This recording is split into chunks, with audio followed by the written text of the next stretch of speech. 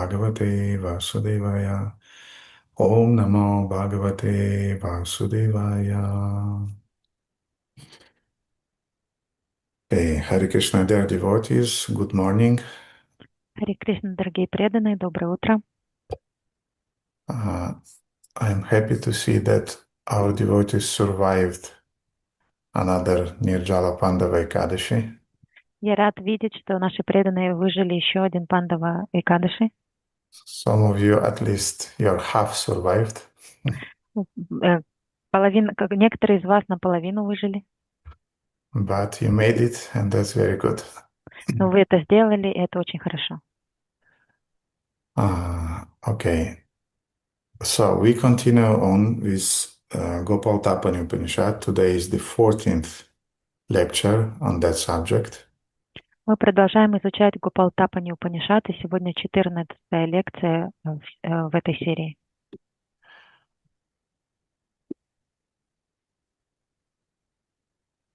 So last Friday we started to read a series of prayers offered by Lord Brahma as a result of his realizations that he received during his meditation on Gopal Mantra. В прошлую пятницу мы изучали стихи Гопалатапани Упанишад, который говорит Брахма, как результат его медитации на Верховную Личность Бога. Brahma was contemplating, he realized Krishna's greatness in the sense that he realized the majesty of Krishna, his Aishwarya. И когда Брахма медитировал и наблюдал за образом Господа, он осознал его величие, которое называется Айшвария.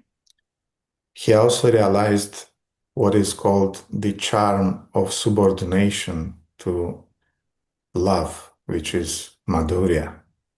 И также он осознал то, что называется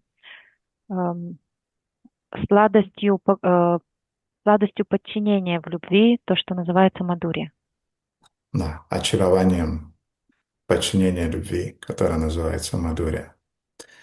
And the commentators are explaining that when Brahma was offering those very deep and heartfelt prayers, he broke into tears. И комментаторы Гопалатапани Упанишад говорят, что когда Брахма возносил эти молитвы, он разрыдался в какой-то момент. And it's very interesting that always the main sutric, very short mantras, they are surrounded by some prayers that in a sort of they are kind of like explaining the meaning of those sutric short mantras. И интересно, что обычно сутры или мантры, они окружены другими стихами, которые являются объяснением или комментарием к этой сутре. Mm-hmm. For example, our Hare Krishna Mahamantra is also surrounded by those devotional Vaishnava songs that our previous acharyas wrote. Например, наша Харе Кришна Махамантра также окружена различными баджанами, песнями, которые написали другие ачарьи. And those bhajans, those devotional songs, they're explaining the meaning of the mantra and also the mood in which the mantra should be chanted. И эти вайшнавские песни, эти баджаны, они объясняют не только значение мантры, но и настроение, в котором эту мантру нужно воспевать. Mm-hmm. The mood in which they should be chanted and the mood in which we should live our lives in order to make the chanting efficient. Они говорят о том настроении, в котором воспевать мантру, и настроении, в котором мы должны жить всю свою жизнь для того, чтобы наше повторение мантры было эффективным.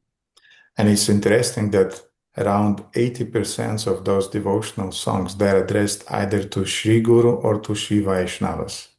И интересно, что 80% из этих баджанов, они адресованы либо Шри Гуру, либо Шри Вайшнавам. So that's already is giving us a clue how we can access the more confidential topics that we should realize by chanting our either Hare Krishna mantra or Gopal mantra.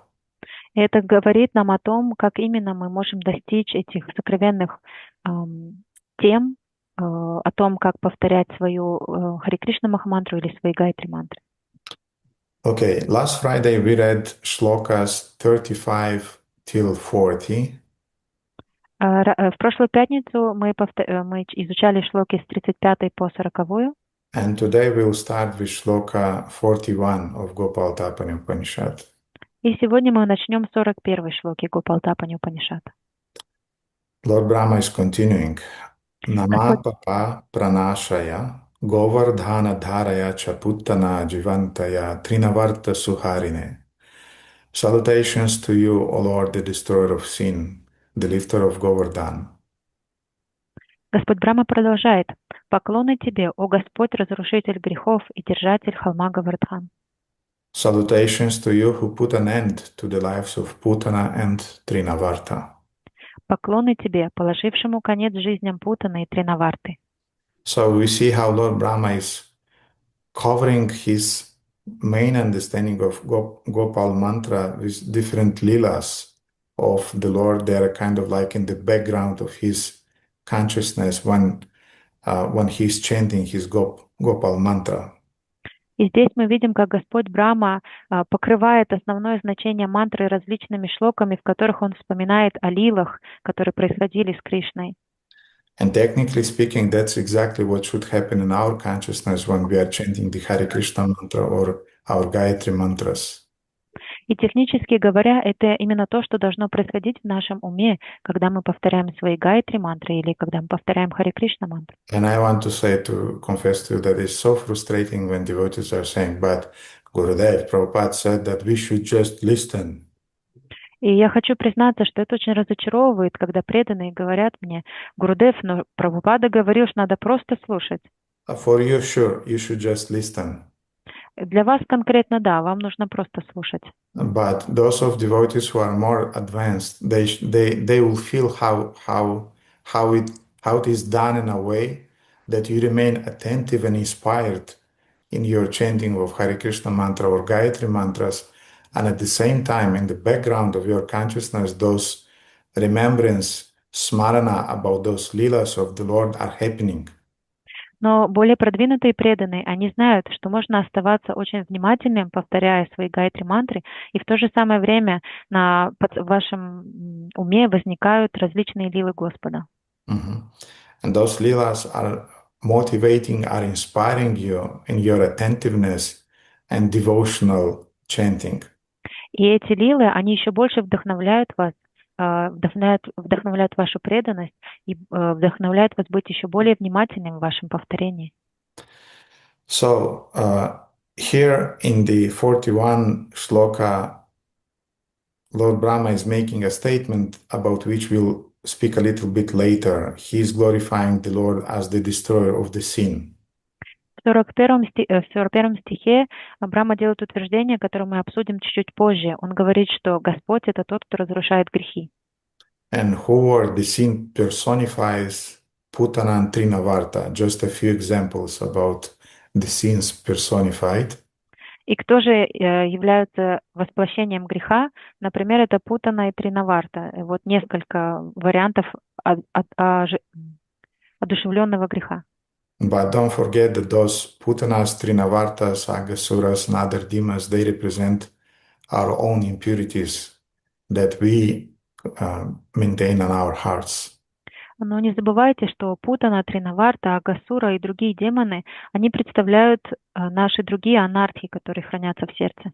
So by listening about how Krishna is killing the Putana, we are purifying our own hearts, and we are getting rid of our own inner demons. Итак, слушая о том, как Кришна убивает Путану, мы очищаем сердце и так кладем конец своим собственным анархам. Shloka 42. Nishkalaya vimohaya shudaya shudavarine advityaya mahate Shri Krishnaya namo namaha.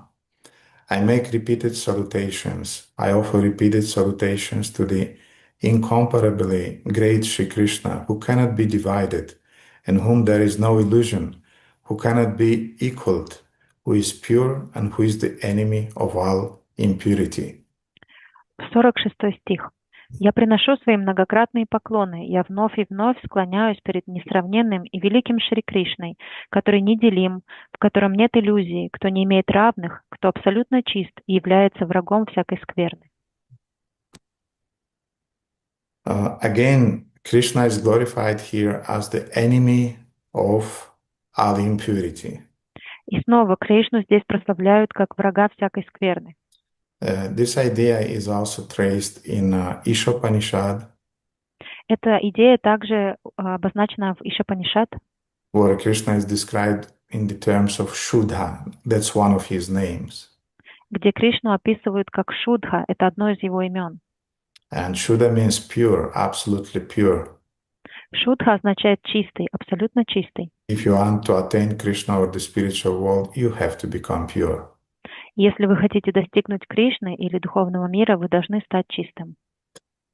Shloka 43. Prasida Paramananda Prasida Parameshwara Adhi Vyadhi Bunjagena Dasata Mam Udhara Prabho. O Lord, be merciful to me. O Supreme Joy, be merciful to me. Deliver me, O Lord, for I have been bitten by the snake of disease and distress.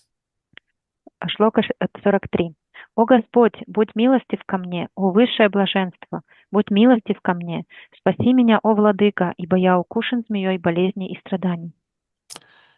Usually we don't have a much taste for praying when we are either ignorant or we relate too much on our own powers and strength in spiritual advancement. Обычно у живого существа нет настроения молиться, когда он находится в невежестве или когда он надеется на свою собственную силу. But when you endeavored year after year and you failed year after year, that's the only thing that remains. Но когда вы стараетесь из года в год и вы падаете из года в год, тогда это единственное, что вам остается. And again, 80% of the bhajans of previous acharyas, they're dedicated to that topic, but that I'm not able myself to attain you. So please, O Gurudev, please, O Vaishnava Thakura, please, O Lord Chaitanya, O Lord Nityananda, be merciful to me.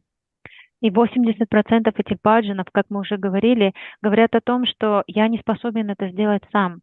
И поэтому, о Гурудев, о Вайшнав Такур, о Господь Чайтанья, о Господь Нитянанда, пожалуйста, помогите мне, проявите милость.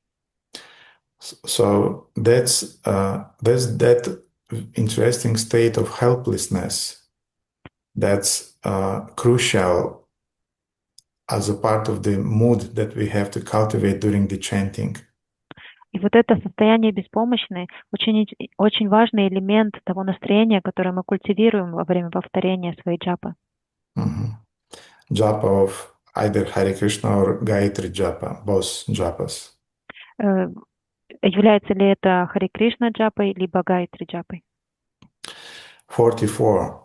Shri Krishna Rukmini Kanta Gopi Jana Manohara Samsara Sagare Magnam Mam Udara Jagat Guru. O spiritual master of the universe, O Krishna, husband of Rukmini, stiller of the gopis' minds. 44 стих. «О духовный учитель Вселенной, о Кришна, супруг Рукмини, пленитель умов Гопи». O spiritual master of the universe, deliver me, for I have fallen into the ocean of repeated birth and death. О гуру мироздания, спаси меня, ибо я утонул в океане повторяющихся рождений и смертей. Another very important aspect of your inner state of mind during the chanting of either Hare Krishna Japa or Gayatri Japa or Kirtans. И это еще одно очень важное настроение, которое мы культивируем во время повторения Харе Кришна Махамантры в Гайатри или во время Киртана. Lord Brahma is expressing his fear of Maya, of illusion, of falling again into the cycle of birth and death of samsara.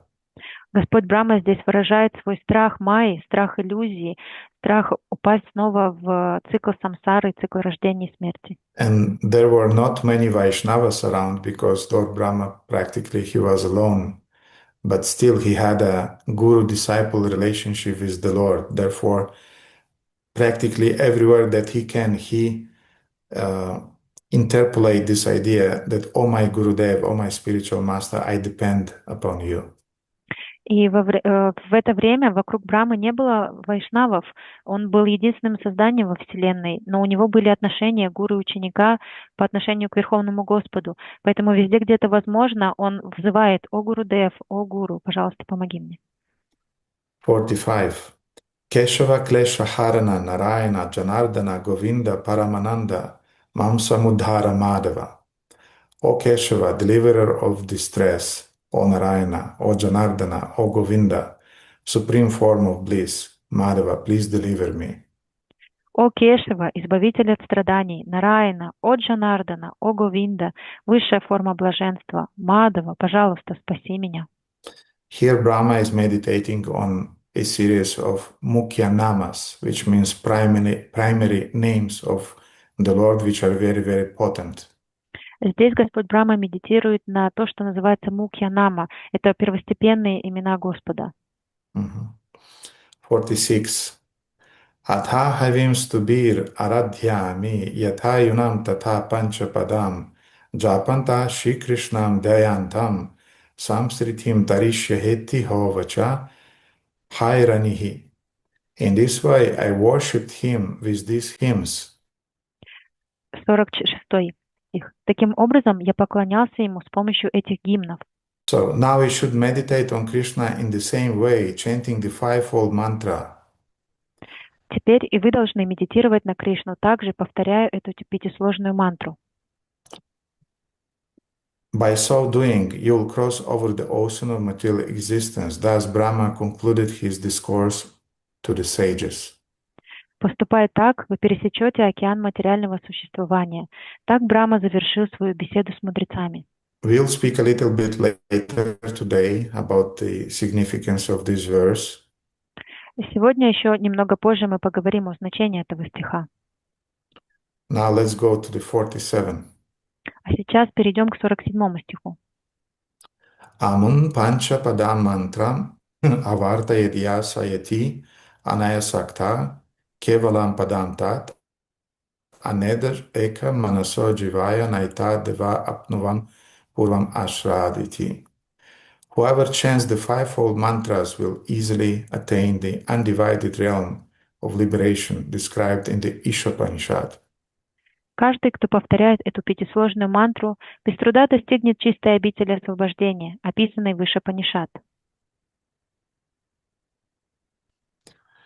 The Lord thou fixed in his abode is swifter than the mind, so none of the gods can capture him, however quickly they may run. He knows all before everyone else. Господь, хотя и остается неподвижным в своей обители, мчится быстрее мысли, и никто из полубогов не может догнать его, как бы быстро они ни бежали. Он знает все прежде всех остальных. And finally, Shloka 48. И 48-я шлока. Tasmat Krishna eva paro devas tam dhyayet tam rasayet tam yajet tam bhajetiti om tat saditi. Therefore, Krishna is the supreme deity. Поэтому Кришна — это высшее божество. One should meditate upon him, one should relish him, and one should engage in his worship with a desire to serve. Om tat sat.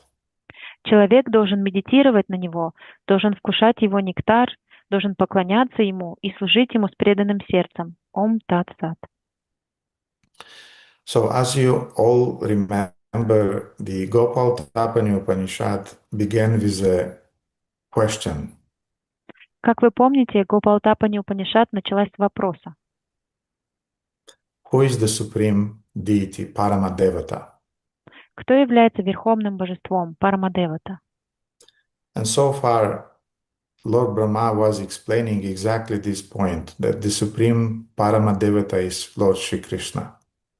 И Господь Брахма объяснял именно эту вещь. Он говорил, что Верховным Господом является Кришна. For example, in the Shlokas 124 of Gopalatapani Upanishad, he was saying, Krishna vai paramam daivatam, which means Krishna indeed is the supreme deity. Например, в Шлоке 24 Брахма говорит, Кришна поистине является высшим божеством. Then he repeated the same idea in the 30th shloka. Ekavasi sarvaga Krishna idyaha. The one supreme controller, all-pervading worship of worship is Krishna. Затем он повторяет ту же самую мысль в 30 стихе. Единственный верховный повелитель, всепроникающий и достойный поклонения – это Кришна. Now, in the shloka 48 that we read today, Lord Brahma again was pointing out И в 48-й шлоке, который мы прочитали сегодня, Господь Брахма снова утверждает. Tasmat Krishna eva para devas. Lord Brahma is saying, Eva, most certainly, Krishna is the Supreme Personality of Godhead. Господь Брахма употребляет слово «эва», то есть поистине Кришна является верховной личностью Бога.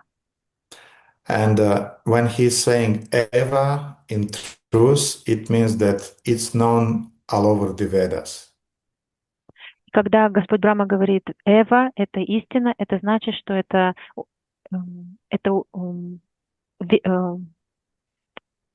знание объяснено во всех ведах. Mm-hmm. So the Vedas are the supreme authority. Веды являются верховной истиной. And this truth that Krishna is the supreme personality of Godhead is described in many branches of the Vedas.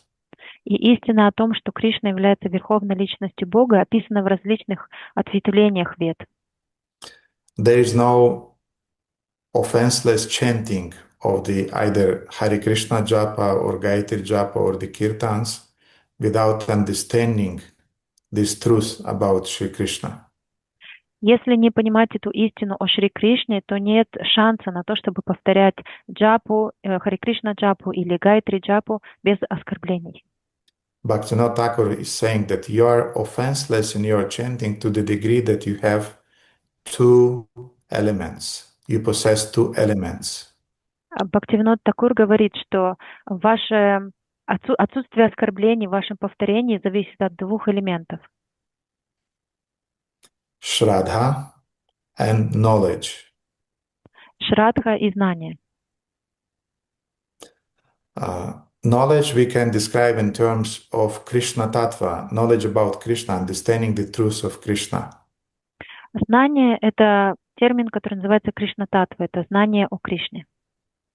And to the degree that we have understanding of Krishna Tattva, to that degree we have Shraddha, we have faith. И в той степени, в которой мы обладаем знанием истинной о Кришна-татве, в той степени у нас будет вера, Шрадха. Therefore, it's important for devotees to have an exact and structured understanding based on the Shastras about exactly these very crucial points that yes, Krishna is the Supreme Personality of Godhead, and I can confirm it on the basis of different Shastric statements. Поэтому это очень важно для преданных иметь это понимание о том, что Кришна является верховной личностью Бога на базе шастра, на базе знаний и быть способным доказать это. Who knows at least a few verses from Bhagavad Gita in which Krishna is proving that he is the Supreme Personality of Godhead? Кто знает хотя бы несколько шлок из Бхагавад-гиты, где Господь утверждает, что Он является верховной личностью Бога? Dinabandhu Prabhu, please.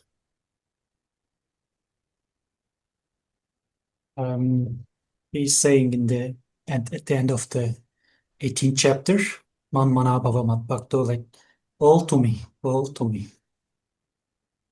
Okay, very good, thank you.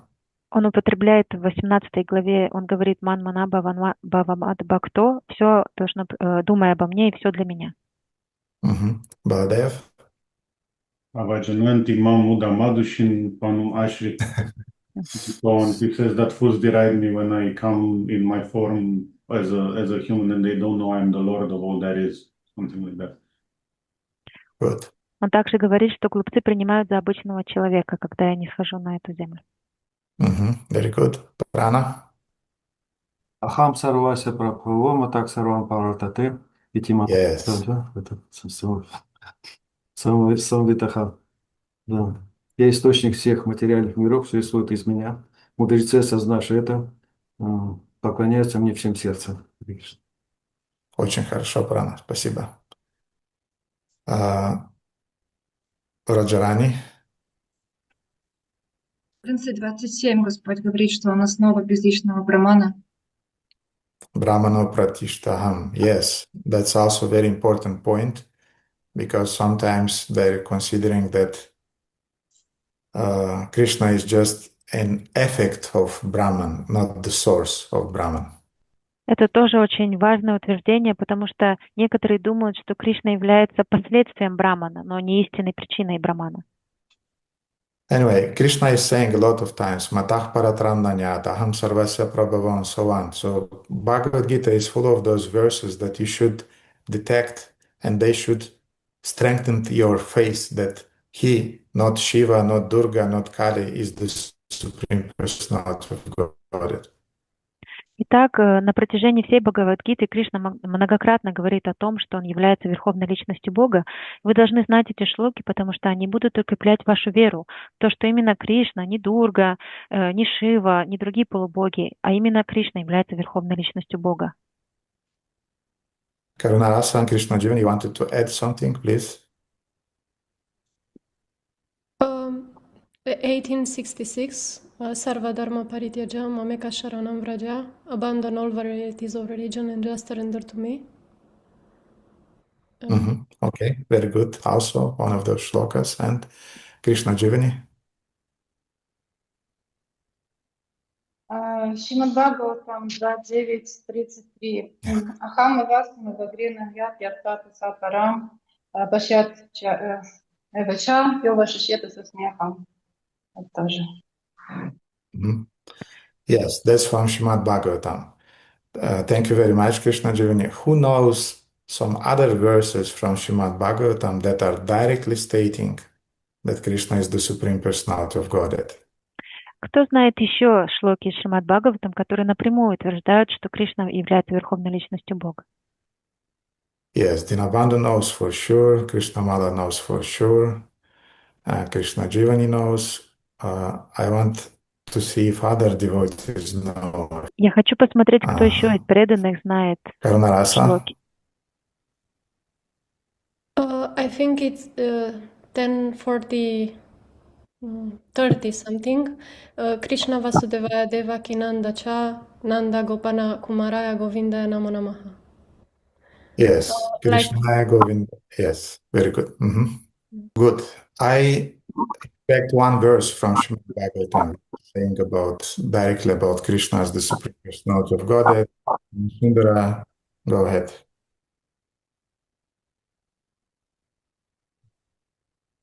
Шримад Сундара Прабhu.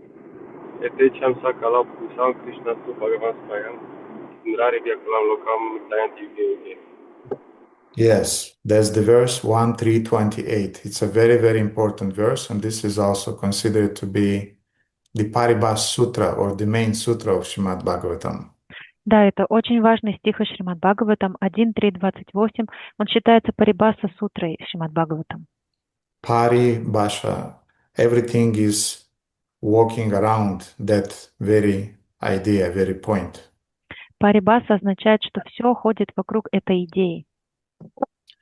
Anyway, there are many other shlokas. I gave actually in advance to Shyamakhlada some reference to different shlokas in Mahabharata, to shlokas in Vishnu Purana, in Padma Purana. I'll not quote them, but you should know them. You should know such verses because they're very important for your own Krishna consciousness.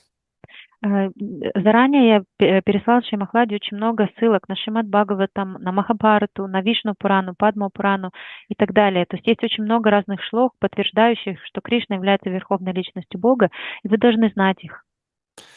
And we have statements also in Brahma Samhita. We have direct statements in the books of our previous Goswamis about that. Эти утверждения содержатся в Брахма-самхите и в книгах предыдущих ачарьев.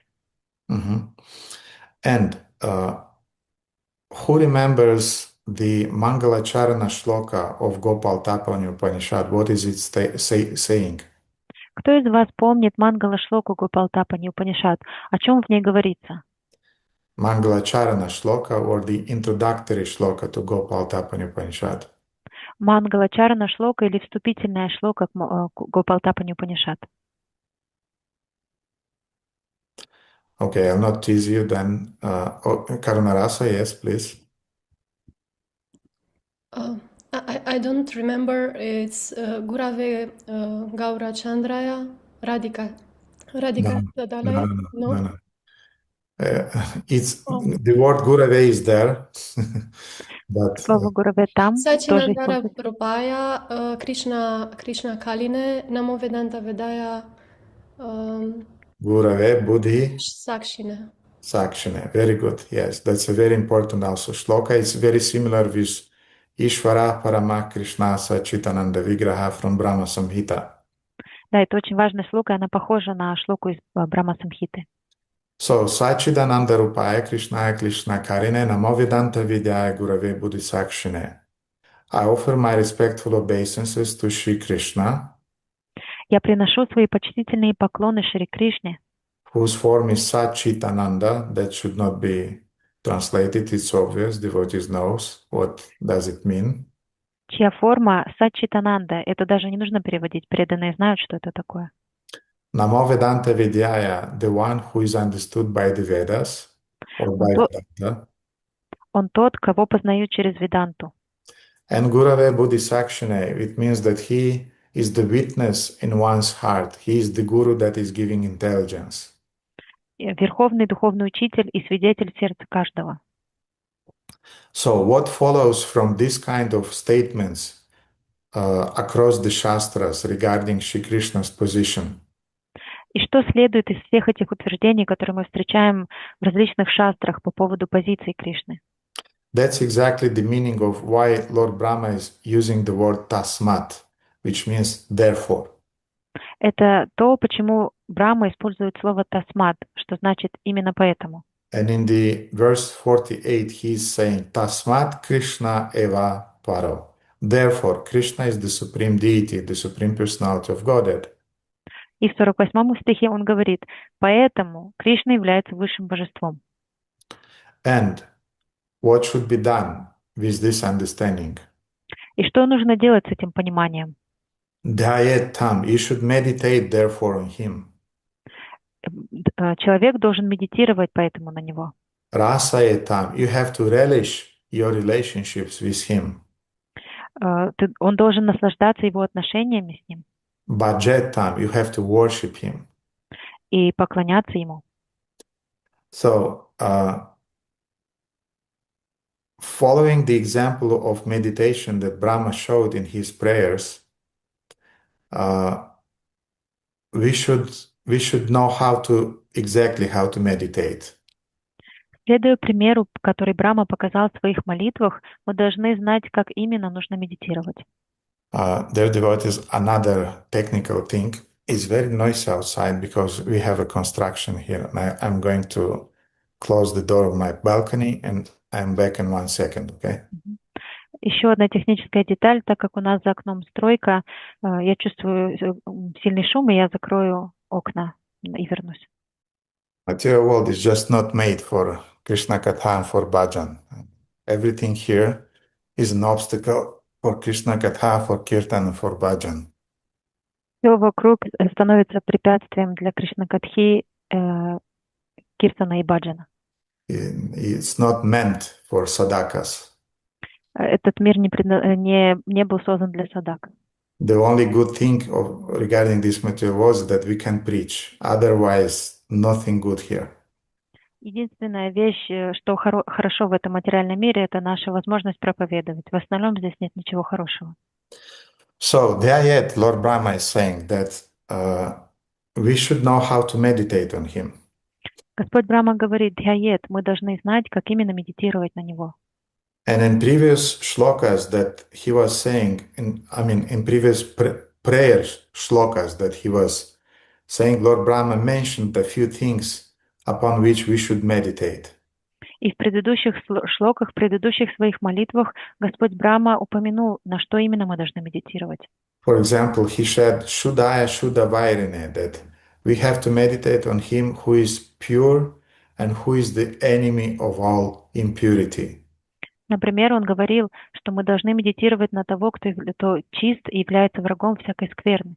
Krishna is also Jagat Guru. He is the spiritual master of the whole universe. Кришна также Джагадгуру, он является духовным учителем Вселенной.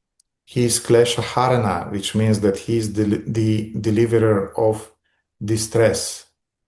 Он также является Клешадхарана, тот, кто избавляет от страданий. Papa Pranashaya, which means that he is destroyer of sins. Он разрушает грехи. And it's interesting that in Gopalатapani Upanishad, the fifth verse that we already read some ages ago, some months ago.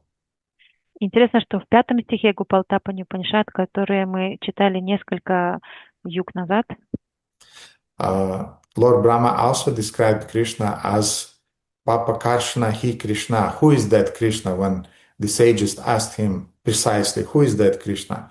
Then Lord Brahma said exactly that. He said, Papa Karshana Hi Krishna, that Krishna is the one who is destroying the sin. когда мудрецы Кумары спросили, кто такой Кришна, Господь Брахма ответил, он является Клеша Карана, он избавляет от грехов. Папа Каршана, он избавляет от грехов. Papa means different types of sins plus offenses. Папа означает различные грехи плюс оскорбления. And we have different types of sins or karmas, prarabdha karmas and aprarabdha karmas. У нас есть различные виды грехов или кармы, прарабдха карма и апрарабдха карма. Manifested sinful karmic reactions and unmanifested sinful karmic reactions. Проявленные и непроявленные греховные кармические реакции. So Krishna as Papa Karshana is destroying both of those two types of sinful reactions. И Кришна, будучи Папа Каршаной, избавляет нас от двух видов этих реакций. From where is coming this power to purify from Papa from sins? И откуда исходит эта сила избавить от папы или от грехов? Because Krishna himself is Satchitananda Rupaya. He is full of bliss, eternity, and knowledge. Everything that is coming in contact with him is immediately purified. Потому что сам Кришна является Сатчитанандой, он исполнен знания, вечности и блаженства, и все, что входит в контакт с Кришной, мгновенно очищается. So sin just cannot stand Krishna, cannot remain in contact with him. И грех просто не может задержаться, он не может выдержать контакт с Кришной. Like for example, you take a bucket of water and you throw it on a lava from a mountain after the volcanic explosion. Например, вы выливаете ведро воды на горячую лаву, которая появилась в результате извержения вулкана. It evaporates instantly. И она тут же испаряется. You cannot do anything with that one bucket of water against the lava, which is melted stone, hot stone. Вы не можете победить или противостоять этой лаве, изливающейся просто одним ведром воды, она испарится моментально. So therefore, sometimes when devotees are in this preferred victim mood, that I'm so sinful that I'll not make it in this life, and therefore I have to relax. И поэтому, когда преданные впадают в это излюбленное настроение жертвы, что я настолько греховен, что в этой жизни мне не удастся достичь Кришны.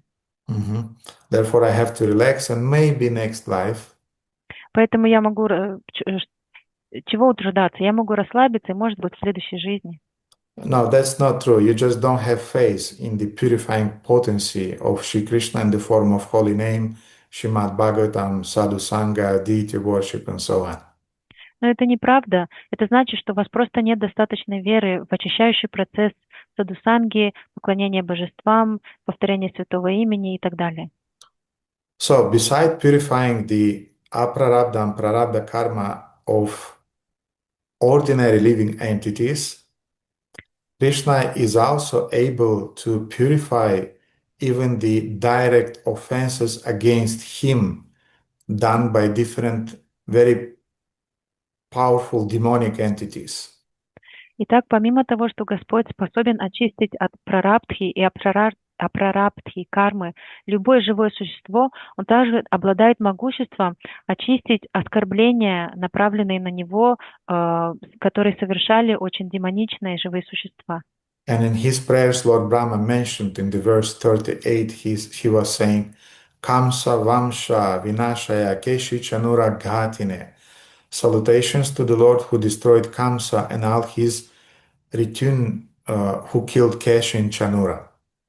И в 38 стихе Господь Брахма говорит: поклоны.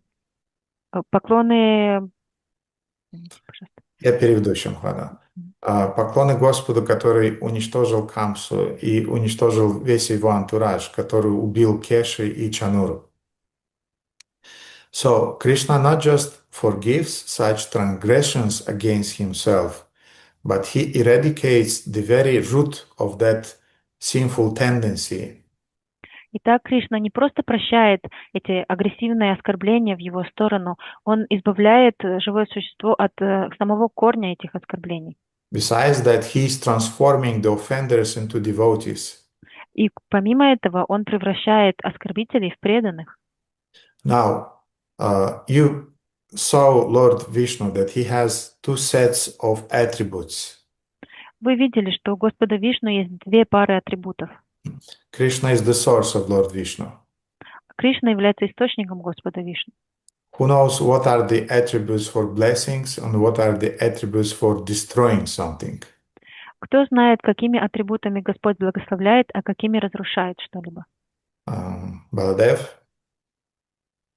So the attributes for destroying are the Sudarshana chakra and the club. And two other attributes are? And the other attributes for blessings are the conch and the lotus flower. The lotus flower. We will not go now into that because we can speak about iconography a lot. Итак, этими символами проклятия Господа являются булава и чакра, а символами благословения лотос и раковина. Мы не будем сейчас углубляться в детали, потому что мы очень много можем говорить об этом. Причем, когда оно не столько, наверное, проклятие, сколько символами, которыми Господь разрушает что-то. So with his club and with his Sudarshana chakra, the Lord is destroying the impurities in the hearts of his devotees. Своей Сударшана чакрой, своей булавой Господь разрушает нечистоту в сердцах своих преданных.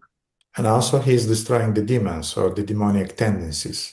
И также он уничтожает демонов и демонические наклонности. And with his lotus and shankha, the conch, he is blessing the devotees or the demonic entities. А своей раковиной и лотосом он благословляет преданных или демонов. He is transforming them into devotees. Он трансформирует их в преданных. And those two items, lotus and conch, actually represent another of his qualities, that is his attractiveness. И эти два атрибута, лотос и раковина, представляют собой еще одно качество Господа, это его привлекательность. The name Krishna contains this Sanskrit root Krishna, which means to attract. В слове Кришна содержится этот корень Криш, что значит привлекать.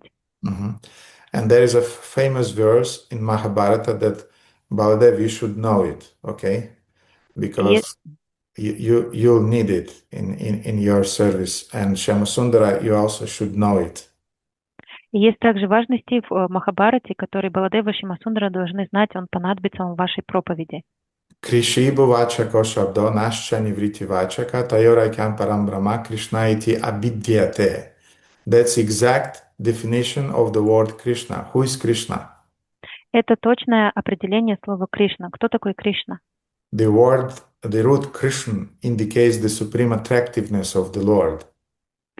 Корень Криш указывает на высшую привлекательность Господа.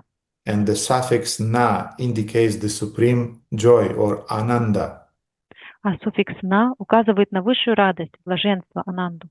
Tayor Aikam Param Brahma Krishna iti abidyate. Thus, the name Krishna indicates the supreme Brahman, the supreme absolute truth. Таким образом, имя Кришна означает высший браман, который является высший браман, высшую истину. And he combines these two qualities, Krishna. He attracts and he offers Ananda. И он является союзом этих двух качеств. Он привлекает, и он блаженен. Now, explaining the same supreme attractiveness of the Lord, some of our acharyas are saying that the Lord has a special type of attractiveness in himself. Наши ачарьи, объясняя привлекательность Кришны, говорят, что у него он обладает особой привлекательностью. Bhajaniya sarva sadguna vishishta, which means that he is such a beautiful personality, such charming and attractive by his nature. Они говорят, что Верховный Господь обладает столь прекрасной, очаровательной и привлекательной природой, That everyone who is coming in contact with him voluntarily wants to surrender himself to the Lord. что каждый, кто соприкасается с ним, добровольно хочет служить ему And he wants to sacrifice himself for the Lord's satisfaction. и хочет пожертвовать собой ради его удовлетворения. So Krishna is destroying the papa karshana, is destroying the sins not just by punishment, but by the positive qualities. Итак, Кришна уничтожает греховную склонность, греховные наклонности, не просто разрушая их, он также действует в позитивном ключе, через позитивный метод. Now let's go back again to the Shloka 48. Tasmat Krishnaya Vaparo Devatastam. Давайте вернемся снова к 48-й шлоке. So, since Krishna is the supreme deity, he is the supreme personality of Godhead who possess those types of transcendental qualities. Так как Господь Кришна является Верховным Господом, и Он обладает этими высшими качествами божества, He is the supreme attractive one, he is the supreme purifying one. Он высший из привлекательных, Он самый высший из тех, кто очищает. Brahma is saying, therefore, tam dhyayet, we should meditate upon him. Поэтому мы должны медитировать на него. You know that usually you acquire the qualities of those upon whom you are meditating. Вы знаете, что обычно вы приобретаете качества тех, на кого вы медитируете. That's the subtleties of the law of karma in the universe. Это тонкие законы кармы во Вселенной. You are meditating on a very nasty governor or the president of the country and you're cursing him, criticizing him. You actually take his bad qualities, you give to him your good qualities. Если вы постоянно критикуете, постоянно думаете, проклинаете, ругаетесь на какого-нибудь политика или президента страны, таким образом вы забираете у него его карму и даете ему свои хорошие качества. That's the subtle punishment according to the universal law of karma. Это такое тонкое наказание в соответствии с тонкими законами кармы. And from another side, when you are glorifying somebody or you are relishing his or her good qualities, you acquire those qualities. С другой стороны, когда вы прославляете кого-то или по-настоящему цените его или ее хорошие качества, вы сами приобретаете эти качества. And that's exactly what's happening with Vaishnavas. Why devotees Vaishnavas are so attractive. И это именно то, что происходит в случае с вайшнавами. Почему преданные вайшнавы так привлекательны? We love Vaishnavas, we love devotees, and we know that they're totally different from common materialistic persons. Мы любим вайшнавов, мы любим преданных, и мы знаем, что они абсолютно не похожи на обычных материальных людей. And why we are so attracted to Vaishnavas? И почему нас так привлекают вайшнавы? Exactly for that reason, because they reflect Krishna's qualities. Именно по этой причине, потому что они отражают качество самого Кришны. They are so absorbed in their dhyana, in their meditation upon Krishna, that they acquire Krishna's qualities. Так как они медитируют и погружены на медитацию в качество Кришны, они принимают на себя эти качества Кришны. The very word Vaishnava means the one who is like Vishnu. Само слово Вайшнава означает подобный Вишну. Like Vishnu, not in the sense that he is Vishnu, but in the sense that he is reflecting Vishnu's qualities. Подобный Вишну не в том смысле, что он является самим Вишну, а в том смысле, что он является отражением качеств Вишну. And technically speaking, the word Vaishnava is a word for devotees of Lord Vishnu. Технически говоря, слово Вайшнава относится к преданным Господа Вишну. But for us, devotees of Lord Krishna, there is another word. А для преданных Господа Кришны используется другое слово. Who knows that word? Кто знает это слово? Who was attentive in their studying of Prabhupada's books? Кто был внимательным, изучая книги Шрилы Прабхупады? It's a rare thing, almost never discussed, but is there in Prabhupada's books.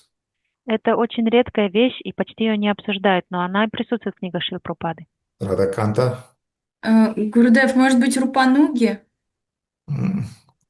Рупануги тоже, но не в этом контексте. Maybe Rupanugas, yes, but not in this context. Who knows the words of devotees of Krishna, not Lord Vishnu. Vaishnavas are the Lord of Lord Vishnu. What is the word for devotees of Lord Krishna? Вайшнавы — это преданные Господа Вишну. А каково же слово для преданных Господа Кришны? Have you heard about the word Karshnas? Вы слышали слово Каршна? Yes, Prabhupada is saying devotees of Krishna, they are known as Karshnas.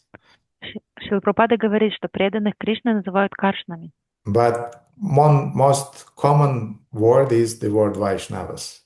Но более часто употребляемое слово — это именно Вайшнавы. So, as Karshnas, as Vaishnavas, we reflect Krishna's qualities. Devotees reflect Krishna's qualities. Как Каршны, как Вайшнавы, мы, преданные, отражаем качество Кришны. Because devotees are absorbed in their meditation on the Lord. Потому что преданные погружены в свою медитацию на Господа. But their meditation is not dry like the meditation of the yogis. Но их медитация — это не сухая медитация йогов. Because they have a special flavor in their meditation upon the Lord. Потому что у них есть особенный вкус в своей медитации на Господа. And that flavor is expressed in the word rasayet, which means that they're relishing their meditation. Этот вкус обозначен словом расает. Это означает, что они наслаждаются своей медитацией. And rasayet also is translated as that they're relishing it through chanting the mantra. Расает также переводится как «они наслаждаются этими отношениями, повторяя мантру». Then Brahma is saying, you should meditate, you should relish, then you should also yajetam. You have to sacrifice yourself to him. Брахма говорит, вы должны медитировать на него, и вы должны наслаждаться отношениями с ним, и вы должны вы должны совершать жертвоприношение. Вы должны пожертвовать себя ему. Да, вы должны пожертвовать себя. And bhajetiti, you should worship him. И вы должны служить ему. Поклоняться ему. Вы должны поклоняться. Worship how we worship the Lord. Как мы поклоняемся Господу? By Shravanam, Kirtanam, Vishnu Smaranam. Those are the elements of our worshiping.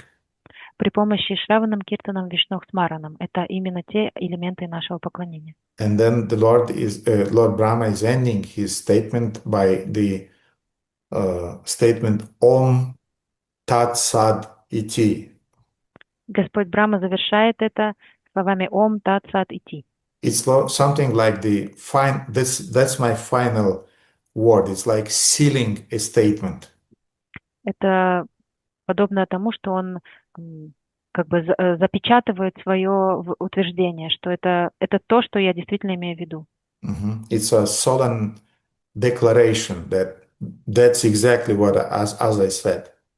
Это декларация о том, что это именно то, что я хотел сказать. And what I wanted to say. А что я хотел сказать? Krishna is the Supreme Personality of Godhead. Кришна является Верховной Личностью Бога. Now, in the Shloka 46,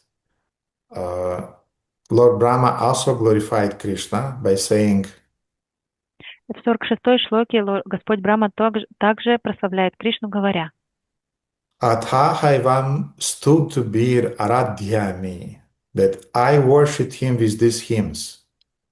«Я поклонялся ему с помощью этих гимнов. Yathayunam tatha dayanta. Do as I did. Follow my example. Now you should meditate on Krishna in the same way. Делайте так же, как я, повторяйте моему примеру. Теперь вы должны медитировать на Кришну так же, как я». Panchapadam japanta Shri Krishnam. So do this japa of this fivefold mantra, Gopal mantra of Krishna. Совершайте джапу этой пятисложной мантры, Гопал мантры. And then Lord Brahma is saying, Sam smritim tarishyati hovacha hiranyaha. By so doing, you will cross over the ocean of material existence. Дальше Брахма говорит: поступая так, вы пересечете океан материального существования. So, that happened in the past, that will happen in the future with those who are following my instructions. Это происходило в прошлом, и это будет происходить в будущем с теми, кто будет следовать моим наставлениям. Those who meditate, those who relish, those who worship, they will get liberated. Worship Krishna, I mean, they will get liberated from the material existence. Те, кто медитировали на Кришну, те, кто наслаждались отношениями с Ним, те, кто поклонялись Ему, те достигнут освобождения от цикла рождения и смерти. Mm-hmm. Now, to demonstrate that, I will tell you a little story from Srimad Bhagavatam, a very interesting one. Чтобы продемонстрировать это, я расскажу вам интересную историю Шримад Бхагаватам. Once there was a demon by the name Kalayavana. Однажды существовал демон по имени Калаявана. Kalayavana was the king of the Yavanas. Калаявана был царем Явана. Technically, Yavanas are the Greeks, the people from Greece, according to Mahabharata.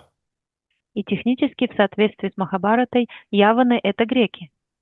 And of course, we relish Greek philosophy and Greek architecture and Greek arts, but from the point of view of the Vedic civilization, they were barbarians. И мы, конечно же, наслаждаемся философией Древней Греции, искусством Древней Греции, архитектурой, но с точки зрения Вед они были варварами. Mm-hmm. After the Greeks came Romans. После греков пришла Римская империя. And we Romanians are the offshoot of that Roman civilization, of course. И мы, румыны, являемся островком этой романской цивилизации. Uh-huh. But either Romans, Greeks, and so on, they were barbarians according to the Vedic standards of civilization. Но в соответствии с ведическими стандартами Вселенной, что греки, что римляне были варварами. Mm-hmm. Because those sacrifices and those sinful activities that they were doing between the arts and between constructing something beautiful, they were horrible. Потому что те жертвоприношения и те религиозные акты, которые они совершали, попутно занимаясь искусством и так далее, они все равно были ужасными по своей природе. So, beside the geographic or ethnic definition, the word Yavana, along with the word Mlecha, described anyone who is engaged in meat-eating and illicit sexual affairs and so on. Помимо вот этих географических уточнений, слово «явана» или «млечха» употребляются для тех, кто питаются мясом, вовлечены в незаконные половые отношения и так далее. Modern history is describing how Alexander the Great was trying to invade India, but actually there were many attempts in the past of the Greeks trying to achieve India, to reach India and to plunder it and to steal things and so on. Современные историки описывают, как Александр Македонский хотел завоевать Индию, но даже до него было множество греков, которые постоянно пытались что-то заполучить или завоевать в Индии. So Kalayavana was the, let's say, the previous acharya of Alexander the Great.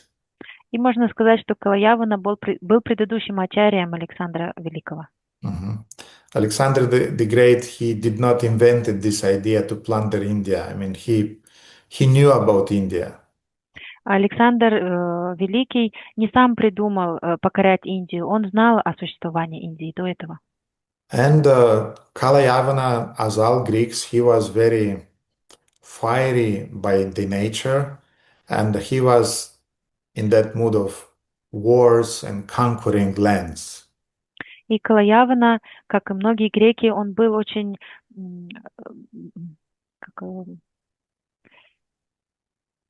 у него был очень взрывной характер, и его настроение было завоевывать и покорять и воевать.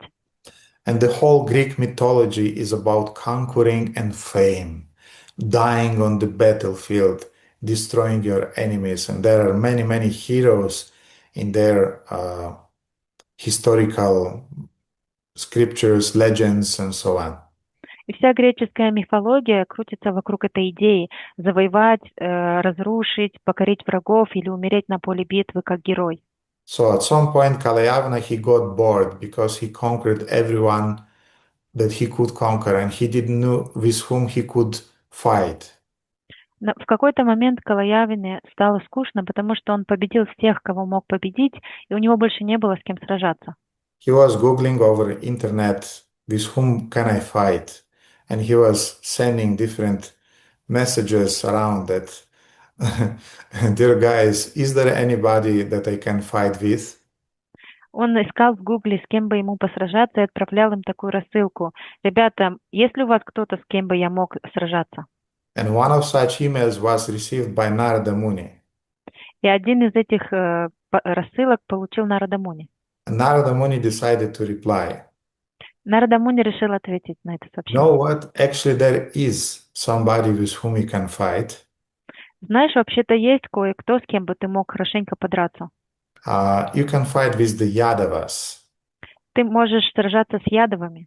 And Narada didn't say straightly that you can fight with Krishna, but Krishna was the king of the Yadavas, so it was supposed that you'll have to fight with Krishna himself. Нарада Муни не сказал напрямую, что ты можешь сражаться с Кришной. Он сказал, сражайся с ядовами. Но так как Кришна был царем ядовов, это было понятно, что он будет сражаться именно с Кришной. So Narada Muni, sometimes he has some ungrateful missions to do.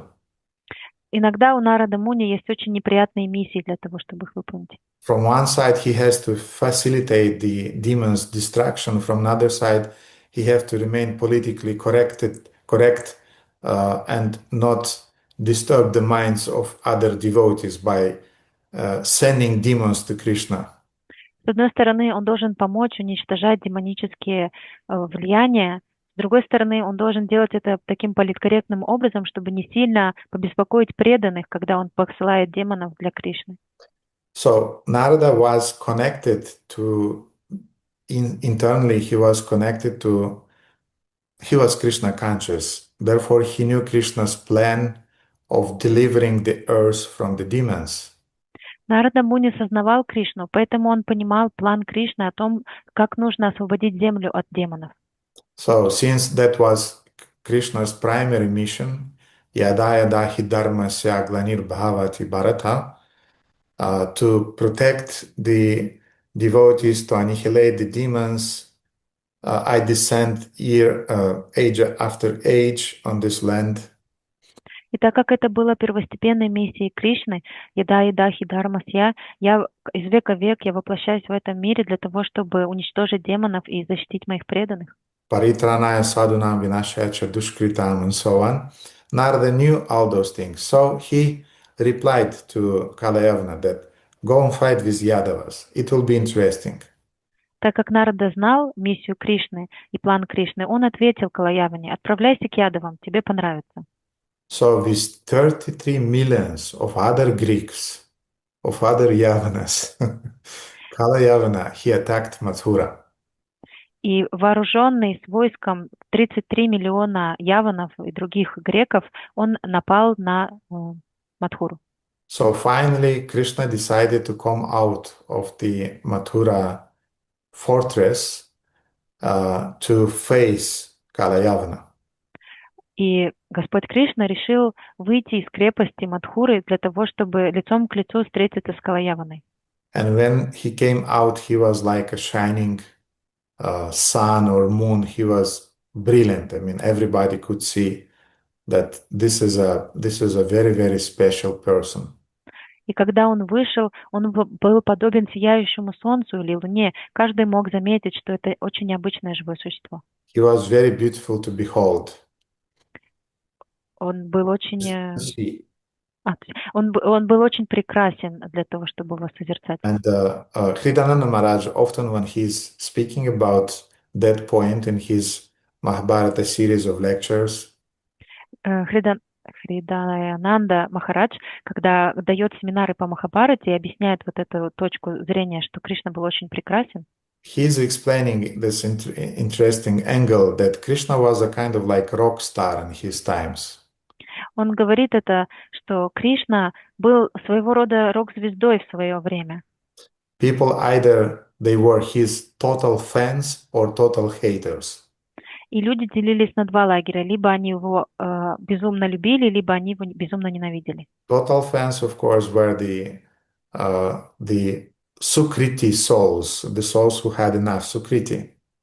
Тотальные фанаты Кришны — это были сукрити, души сукрити, у которых было сукрити. And Dushkritas were those who were very sinful. They were hating Krishna. А душкритас — это были те души, которые были очень греховными и ненавидели Кришну. But everybody knew about Krishna, was speaking about Krishna, and had an attitude towards Shri Krishna. Но каждый человек знал Кришну, и у него было свое определенное отношение к Кришне. And Krishna had another interesting, attractive quality, that he was attractive.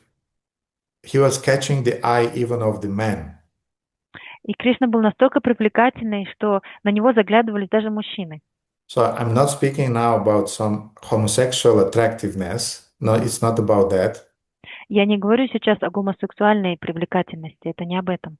But even the men who are usually straight and they don't have any homosexual attractiveness, when they see really a beautiful formed man with a symmetric face and who has a presence, even the man's eyes is catching, wow, this guy is looking beautiful, he's looking smart, he's looking powerful.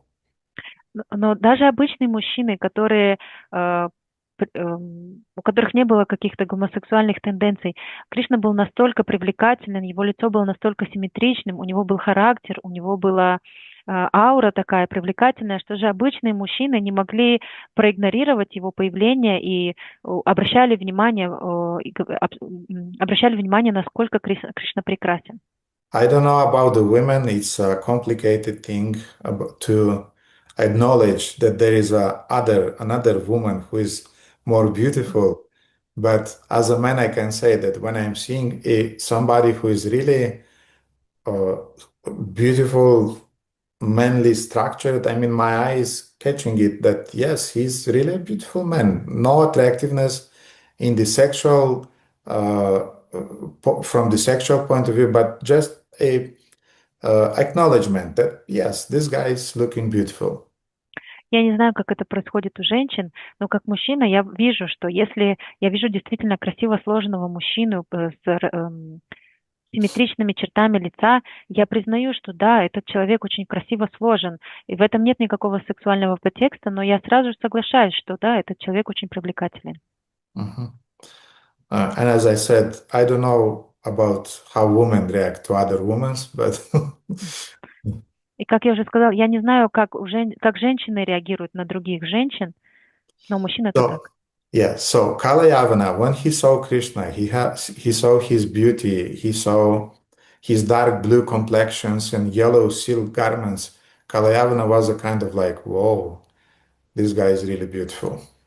И когда Калаявана увидел Кришну, увидел его комплекцию, увидел его тело, подобное оттенкам голубоватого оттенка, он удивился, насколько этот юноша прекрасен. And when Narada replied to Kalayavana, in the attached file, he sent also a picture with Krishna. И когда Нарада отвечал на рассылку Калаяваны, он также приложил фотографию Кришны. And that's exactly what Bhagavatam is describing, that the Kalayavana's thoughts. И вот как в Шримад Бхагаватам описываются мысли Калаяваны. This person must indeed be Vasudeva because he looks exactly as Narada described him. Должно быть, этот человек является Васудевой, потому что он выглядит именно так, как Нарада описал его. And you know, when sometimes you are sending a picture to your friend and you want to point out something, you're using some program, you're using some what are they called? Photoshop, and you are drawing a red line, with a indicator that look at this point of the picture. Знаете, когда вы отправляете фотографии своим друзьям, и вы хотите на что-то конкретно обратить внимание, вы пользуетесь разными программами, приложениями, чтобы подчеркнуть, провести какую-то красную стрелочку. Вот именно то, о чем я хочу сказать, на что ты должен обратить внимание. So when Narada sent the picture to Kalayavana, he made a straight line. Look at his Srivatsa. By Srivatsa, you'll detect that that's really him. И когда Нарада отправлял фотографию Калаяване, он начертил эту стрелочку на знак Шриватса, и он указал там, что именно по этому знаку Шриватса ты узнаешь саму Кришну. And he would have lotus eyes. That will also speak that that's really him. Также у него будут лотосоподобные глаза. Это тоже будет знаком того, что это именно он. He will wear a long forest flower garland. Он будет носить длинную гирлянду из лесных цветов. I want to say that it's not easy to wear long garlands. Usually, when you are sitting, they're not comfortable. But when you are standing, then long garlands, they're like special effects. Я хочу признать, что длинные гирлянды не так-то легко носить. Когда вы сидите, их очень неудобно носить на себе, но когда вы встаете, эта длинная гирлянда производит определенный эффект. So Krishna, he did not have any problems to wear long garlands. Кришне не было никаких проблем носить длинные гирлянды. And when Kalayavana saw those marks that Narada exactly described to him and sent in the picture, he said, that's the guy that I should fight. И когда Калаявана увидел все эти признаки, которые Нарада описывал в своем письме, он понял, это именно тот, с кем я должен сражаться. And Krishna went on foot. He wasn't on his chariot. He went on his foot on the battlefield. And Kalayavana, since he had this mood of chivalry, that I am a great warrior, he said, okay, then I'll also not fight him by using my chariot. И Кришна вышел пешком, он не был верхом на колеснице. Когда Калаявана увидел, что Кришна стоит перед ним без колесницы, он, будучи очень гордым рыцарем, находясь в этом настроении воина, он решил также, что, так как я благородный рыцарь, я тоже не буду сражаться на своей колеснице, я спущусь вниз. Because that were the rules of chivalry at that time, that if your enemy is fighting on a chariot, you fight him on your chariot. If he's stepping out of the chariot, then you go out of your chariot and you fight with him on equal terms. Таковы были рыцарские военные порядки в те времена. Если твой противник находится на колеснице, ты можешь драться с ним, находясь на колеснице. Но если он сходит с колесницы, ты также должен спуститься на землю. So Kalayavana went off of his chariot, he looked at Krishna and he started to run. Imagine, here is Krishna and Kalayavana is running toward Krishna. И Калаявана, когда он сошел с колесницы, и он начал бежать в сторону Кришны. Вы можете представить, вот здесь Кришна, вот здесь Калаявана. And we are used with those Hollywood scenarios when two warriors are running towards each other in a slow motion picture. И мы уже привыкли к этим голливудским картинкам, когда два воина бегут друг на друга в замедленной съемке. And we have these romantic emotional patterns in our minds. И у нас в уме возникают эти романтические паттерны. And therefore, it's a little bit disappointing when you read that Kalayavana was running towards Krishna and suddenly Krishna is just turning his back and running out of Kalayavana. He's running from Kalayavana. Поэтому это выглядит немного разочаровывающе, когда мы читаем, как Калаявана начал бежать в сторону Кришны, и в этот момент Кришна просто разворачивает и бежит в сторону от Калаяваны. So Krishna is breaking any patterns. You cannot put him in the box. Кришна разрушает все паттерны. Вы не можете ограничить его какими-то рамками. So Kalayavana was quite surprised and bewildered. What's happening? This guy should fight me, but he's running from me. И Калаявана был в ступоре, он был очень удивлен, что происходит. Этот человек должен сражаться со мной, но он просто бежит от меня. But Krishna was teasing Kalayavana because he wasn't running so fast. He allowed Kalayavana almost to touch him. Но Кришна дразнил Калаявану. Он бежал с такой скоростью, чтобы Калаявану казалось, как будто он вот-вот его коснется. But Bhagavatam is describing that Kalayavana hoped to catch Lord Krishna, how great mystic yogis cannot touch him. И в Шримад Бхагаватам описывается, что Калаявана надеялся поймать и словить Кришну, но даже великие йоги не могут поймать его. And that's exactly what we read in the GTU, in the Gopalatapani Upanishad 47. Это то, что мы прочитали в 47-м стихе Гопалатапани Упанишад. Whoever chants this fivefold mantra will easily attain the undivided realm of liberation described in the Ishopanishad. Каждый, кто повторяет эту пятисложную мантру, без труда достигнет чистой обители освобождения, описанной в Ишопанишад. The Lord thought fixed in his abode is swifter than the mind. Господь, хотя и остается неподвижным в своей обители, мчится быстрее мысли. Anejat ekam manaso jivai naitat deva apnuvam purvam arshad ati. So none of the gods can capture him. И никто из полубогов не может догнать его. However quickly they may run. Как бы быстро они ни бежали. And I remember my 91. It was the year 91 when for the first time I read this mantra in Ishopanishad. И я помню, как в 91-м году я прочитала эту мантру Ишопанишад в первый раз.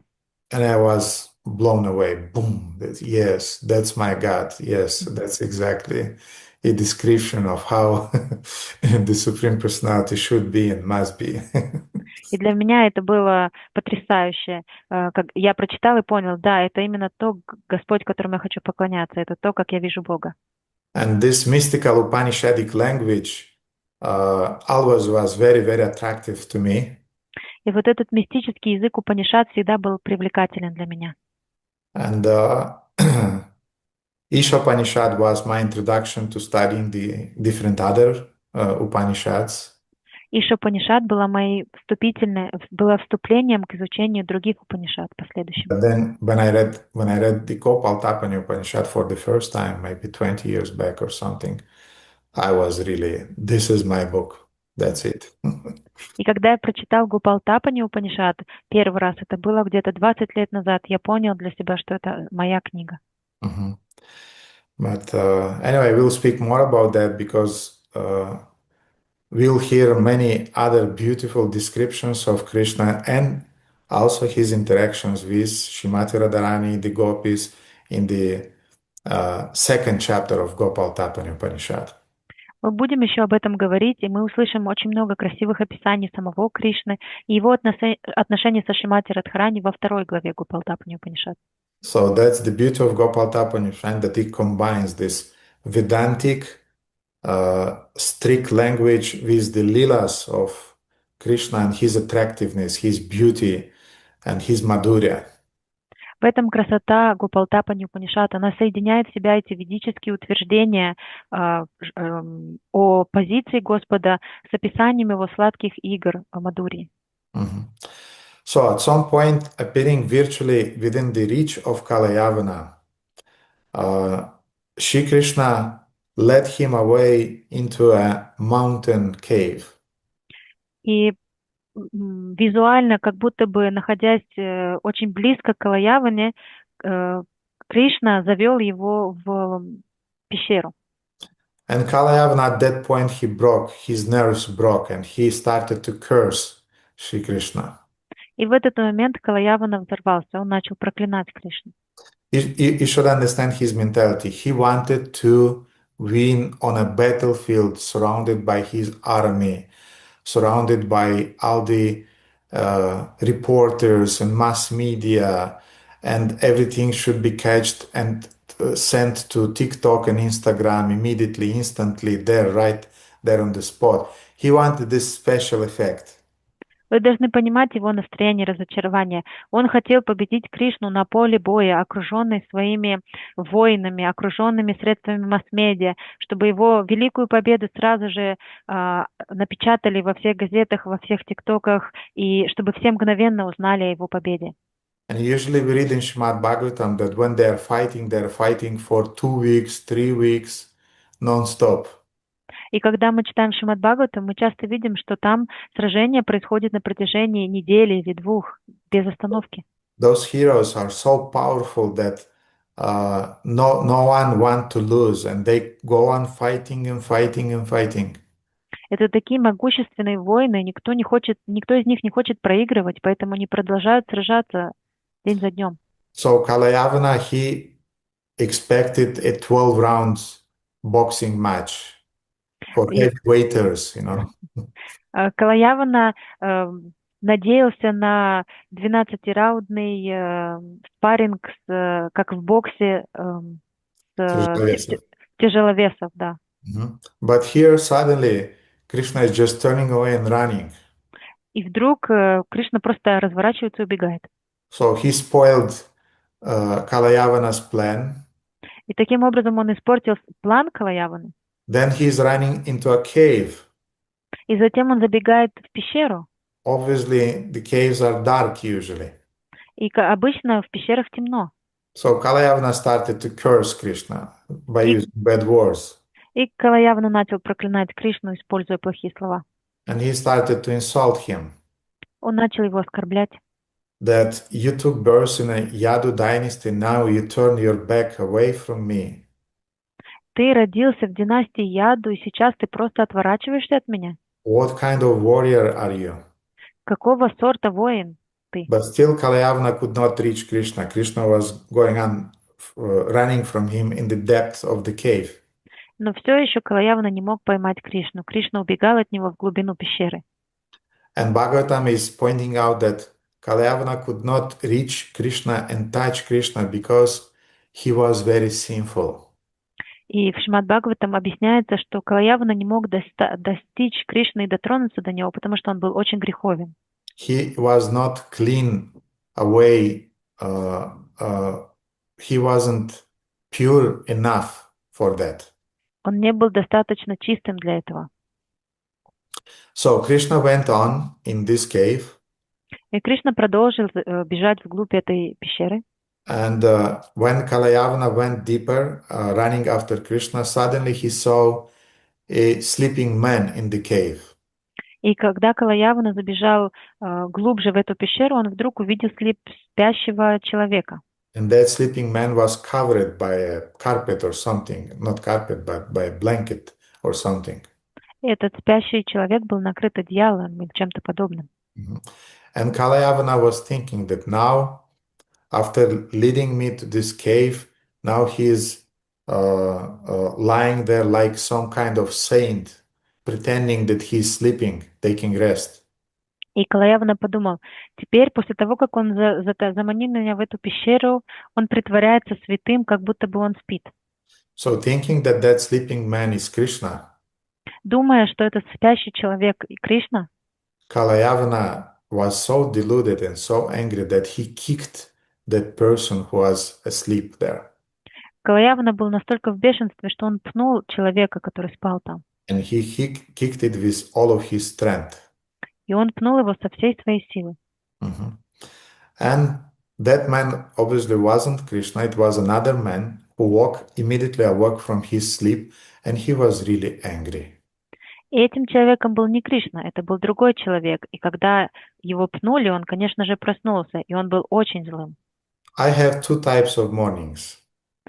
У меня бывают два типа, как начинается мое утро. Sometimes I'm grumpy. Иногда я ворчу.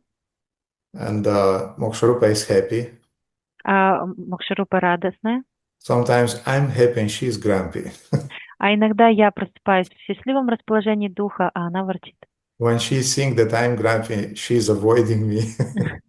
Когда она видит, что я проснулся ворчливым, она пытается меня избегать. When I'm seeing that she's grumpy, I'm not even opening my door. А когда я вижу, что она проснулась не в духе, я даже дверь не открываю своей комнаты. Anyway, I'm joking, but you understand that sometimes we are grumpy, sometimes we are happy. But when you are grumpy in the morning, I mean, it's a heavy emotion. Мгм. И вы сами знаете на своем примере, иногда у нас хорошее расположение духа, иногда мы просыпаемся, встаем не с той ноги, но это очень сильная эмоция. And the man who was awakened, he was really grumpy and angry. И мужчина, которого разбудили таким образом, он был очень зол и ворчлив. So he cast a glance at Kalayavana and he just started to burn him alive. И просто бросив взгляд на Калаявану, он начал сжигать его заживо. And Kalayavana's body, he just burst into flames. И тело Калаяваны просто покрылось пламенем. And in a single moment, Kalayavana was burned to ashes. И за одну секунду Калаявана сгорел дотла. You can imagine how much energy was there in that glance. Можете только себе представить, как много энергии хранилось в этом взгляде. So when we are grumpy and we are looking at somebody in the morning, that person is feeling the glance. Поэтому, когда мы встаем не с той ноги, чувствуем себя плохо с утра и кидаем взгляд на своих близких, вы можете себе почувствовать, какую тяжесть, вы можете понять, какую тяжесть они чувствуют на себе. So the name of that awakened, angry, grumpy man was Muchukunda. И имя этого проснувшегося злого человека было Мучукунда. He was a king who was born in the Ikshvaku dynasty. Он был царем, родившимся в династии Икшваку. He was very pious, he was very devoted to Brahmanas. Он был очень благочестивым и преданным браманам. And as Bhagavatam describes that he was always true to his vow on the battlefield. И как Бхагаватам описывается, он всегда хранил верность своему обету на поле битвы. And that's a subtle, very, very beautiful point. To remain true to your vow on the battlefield. И это очень такая тонкая вещь, очень красивая вещь, оставаться верным своему слову на поле битвы. When I'm reading this statement in Bhagavatam, it reminds me about Srila Prabhupada's attitude. Когда я читаю эти строки в Шримад Бхагаватам, я вспоминаю о настроении Шрилы Прабхупады. In the last moments of his life, Prabhupada said, I want to go preach, I want to go to London, I want to go to USA back, I want to go to Europe, I want to go and preach. В последние моменты своей жизни Шрила Прабхупада говорил: я хочу отправиться проповедовать, я хочу вернуться в Лондон, в Америку, отправиться в Европу. And Tamal Krishna Maharaj, who was he had this susnigdha mentality. He loved Srila Prabhupada very much, and he understood his mood. И Тамал Кришна Махарадж, он обладал вот этим менталитетом, он понимал тонкое настроение Шрилы Прабхупады. And he said, Srila Prabhupada, you are like a warrior who wants to die on the battlefield. И он говорил: Шрила Прабхупада, вы подобны воину, который хочет умереть на поле битвы. And Prabhupada said, yes, better to die on the battlefield with honor than to die somewhere in home. И Шрила Прабхупада говорил: да, и именно то, что я хочу. Лучше погибнуть с честью на поле битвы, чем где-то дома. And that's the vow of a preacher, to die on the battlefield, to stick to your vow of serving your Gurudev's mission, Prabhupada's mission, and to give your life for that mission. Это обеты, которые дают преданные проповедники. Они готовы расстаться с жизнью на поле битвы, на поле проповеди ради миссии Шрилы Прабхупады, ради миссии духовного учителя. Они готовы пожертвовать собой ради проповеди.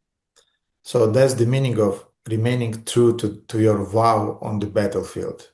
Таково значение этих слов — оставаться верным своим словам на поле боя. And because he had this decency and he had this honor and also strength, demigods, they hired him to fight on their side against the demons.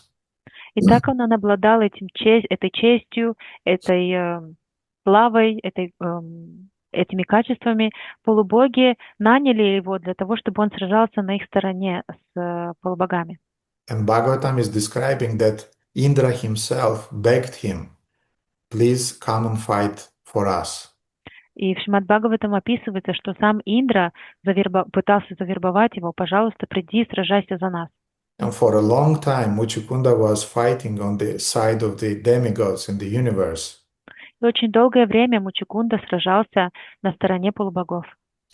And finally, when at some point, actually, this war never ends between the demigods and the demons. It's always taking place. И вообще эта война между демонами и полубогами, она никогда не заканчивается, она длится вечно.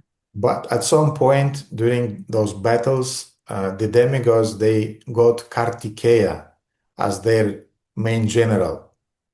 А в какой-то момент полубоги назначили своим главным главнокомандующим Картикею. As far as I remember, he is the son of Lord Shiva. Если я правильно помню, он является сыном Шивы и Парвати. Mm-hmm. And at that point, the demigod said, okay, now we have a general, Muchukunda, you fought for us for who knows for how many thousands of celestial years. Now you can resign if you want. И тогда полубоги сказали: Мучукунда, теперь у нас есть генерал, на которого мы можем положиться, и ты много тысяч лет сражался за нас. Ты можешь уйти в отставку, если хочешь. So far you were sacrificing all of your personal desires, and you were engaged in protecting us. Все это время ты жертвовал своими собственными желаниями, чтобы защитить нас. And also, your children, queens, relatives, ministers, friends, subjects, all of your contemporaries are no longer alive. И также все твои дети, жены, министры и твои подданные больше не в живых. Usually when we are telling such words to somebody, we are using the word unfortunately. Когда мы говорим такую весть, мы обычно говорим «к сожалению». The demigods did not use that word, unfortunately. They were just stating that all of your wives, children, friends, and all of your contemporaries are dead. Полубоги не употребляли это слово «к сожалению». Они просто констатировали факт, что все твои дети, жены и все твои современники уже мертвы. They were swept away by time. Их унесло время. So demigods, they speak the truth. Полубоги, они говорят истину. Mm-hmm. And sometimes they are doing it without much sensitivity. И иногда они говорят это без лишней сентиментальности. But still they made a very, very important point. Но все-таки они делают очень важное утверждение. And this point is pointed out in the Shastras in many different places. For example, in Mahabharata, there is the famous question that who it was, I think it was Yamaraja asked Yudhishthira Maharaj, yes.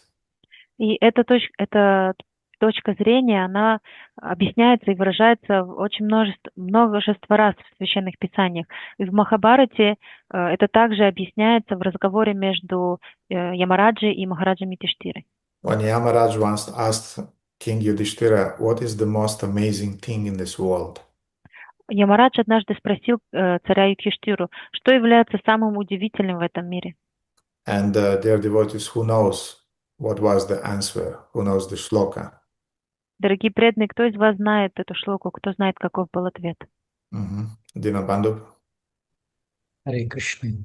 I don't know the shloka, but I can tell. What is the most amazing thing in this world? And Yudhishthira Maharaj gives the answer as everybody is dying eventually, but everybody is living that they are not going to die. Yes, they're convinced that they're not going to die. Very good. Все живут, каждое живое существо умирает, но все живущие абсолютно убеждены, что это их никогда не постигнет. And who knows the Sanskrit shloka? Prabhupada quotes it a lot. Кто из вас знает санскритскую шлоку, которую Шрила Прабхупада часто цитирует? The Sanskrit shloka that is explaining exactly what Dinabandhu Prabhu said now. Это шлока, которая объясняет то, что сейчас сказал Динабандху Прабху. Okay, Karunarasa, go ahead. Ahanya bhutani gachanti kayamalaya. Sheshash jvat. Și de aici, and for this, I don't know exactly. Sheshach stavaram ichhanti Kimashrayam atam param. imashram atach param. Very good. Ahanya hani bhutani gachanti hayamalaya. Every second, living entities are going to Yamalayam, which means the abode of Yamaraja. Каждое мгновение живые существа отправляются в обитель Ямараджи, Ямалы, они умирают. But others are thinking, this will never happen with me. Но другие думают, что это со мной никогда не произойдет. So the demigods pointed out that happened. Поэтому полубоги, они просто сделали это утверждение, что вот это уже произошло. So you sacrificed all of your kinsmen, all of your family, everything you sacrificed for us. Так ты пожертвовал своей семьей, своим царством ради нас. Now, please choose a benediction from us. И теперь, пожалуйста, выбери благословение от нас. But they specified a very important thing. Но они уточнили очень важную вещь. Anything but liberation. Все, кроме освобождения. Because we are not able to offer you liberation. Потому что мы не способны дать тебе освобождение. And it's interesting that demigods already felt from what matter Muchukunda is made of. Интересно, что полубоги уже знали, из какого теста сделан Мучукунда. From what material he's made of. They felt already his devotional inclinations. Они уже видели в нем его наклонности преданного. And they said anything but liberation because only infallible Lord Vishnu is able to grant it. И они сказали ему, мы готовы дать тебе все, кроме освобождения, потому что только непобедимый Господь Вишну может дать освобождение. And just to confirm this point, I want to quote two verses from Shastras. Shamaklada has it. I sent it yesterday.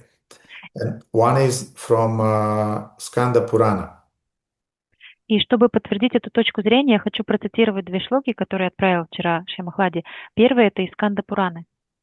Vishnu is the one who binds the souls with the rope of birth and death. Вишну — это тот, кто связывает души веревками рождения и смерти. And only he can untie them. И только он может развязать их. Therefore, only Vishnu, Vishnur Eva, is the one who grants liberation, mukti. Поэтому только Вишну, Вишнур Эва, является тем, кто дарует освобождение, мукти. Because sometimes they're saying that Shiva is granting mukti. Потому что иногда говорят, что Шива даже дает освобождение. Or Kali or Durga is granting mukti. Или Кали, или Дурга также может дать освобождение. Well, mukti is a quite, how to say, broad definition of liberation.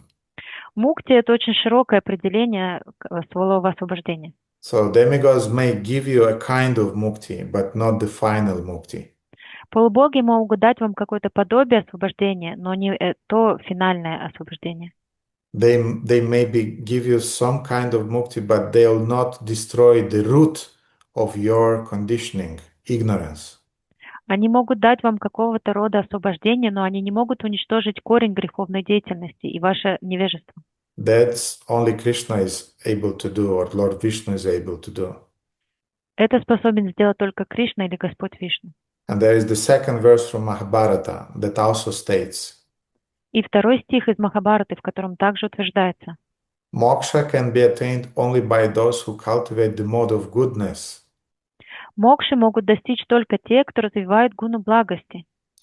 Therefore, persons who have attained complete realization of the absolute truth perceive Lord Vishnu Narayana as the ultimate bestower of final liberation, moksha.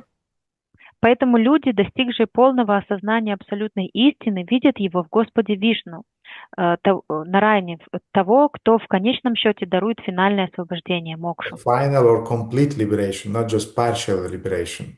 То есть финальное или полное освобождение, а не частичное освобождение. Such persons are known as people of truly enlightened intelligence, sattvikas. Такие люди известны как обладающие истинно просвещенным разумом, сатвики. And Muchukunda was this type of person. He was a sattvika in the sense that he had an enlightened intelligence. И Мучукунда был именно таким человеком. Он был сатвика, у него было просвещенное сознание. But at the same time, he had his dharma. He had to fight. He was a warrior. И в то же самое время у него была своя дхарма, он был воином, он должен был сражаться.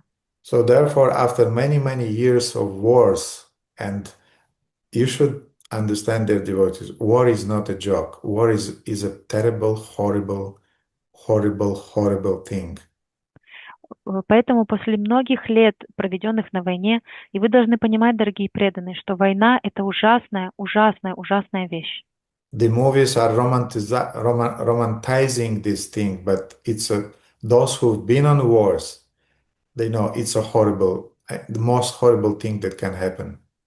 Кино и фильмы очень романтизируют это, но тот, кто был на войне, он понимает, насколько это ужасная, отвратительная вещь. My grandfather never spoke about the war. Мой дедушка никогда не говорил вслух о войне. He was injured. He fought for 5 years on the different battlefields. He never spoke a word. He said, I don't want to remember even that. Его ранили, он сражался все 5 лет на разных локациях, и он говорил, что я не хочу это даже вспоминать, я не хочу говорить о войне. So psychologically, it's a stress for the warriors on the battlefield, and it's also a stress for the people in the country where the war is happening. И психологически это очень большой стресс для тех, кто сражается на поле битвы, и также для тех, кто живет в стране, в которой происходит война. In USA, they have a whole program for the soldiers who've been on the battlefield to psychologically recover them. В США есть целая программа для тех, кто возвращается с войны, как их адаптировать и реабилитировать психологически. So Muchukunda was devastated psychologically after of years of celestial wars. И Мучукунда, он был полностью истощен психологически после этих сотен и сотен тысяч лет сражений.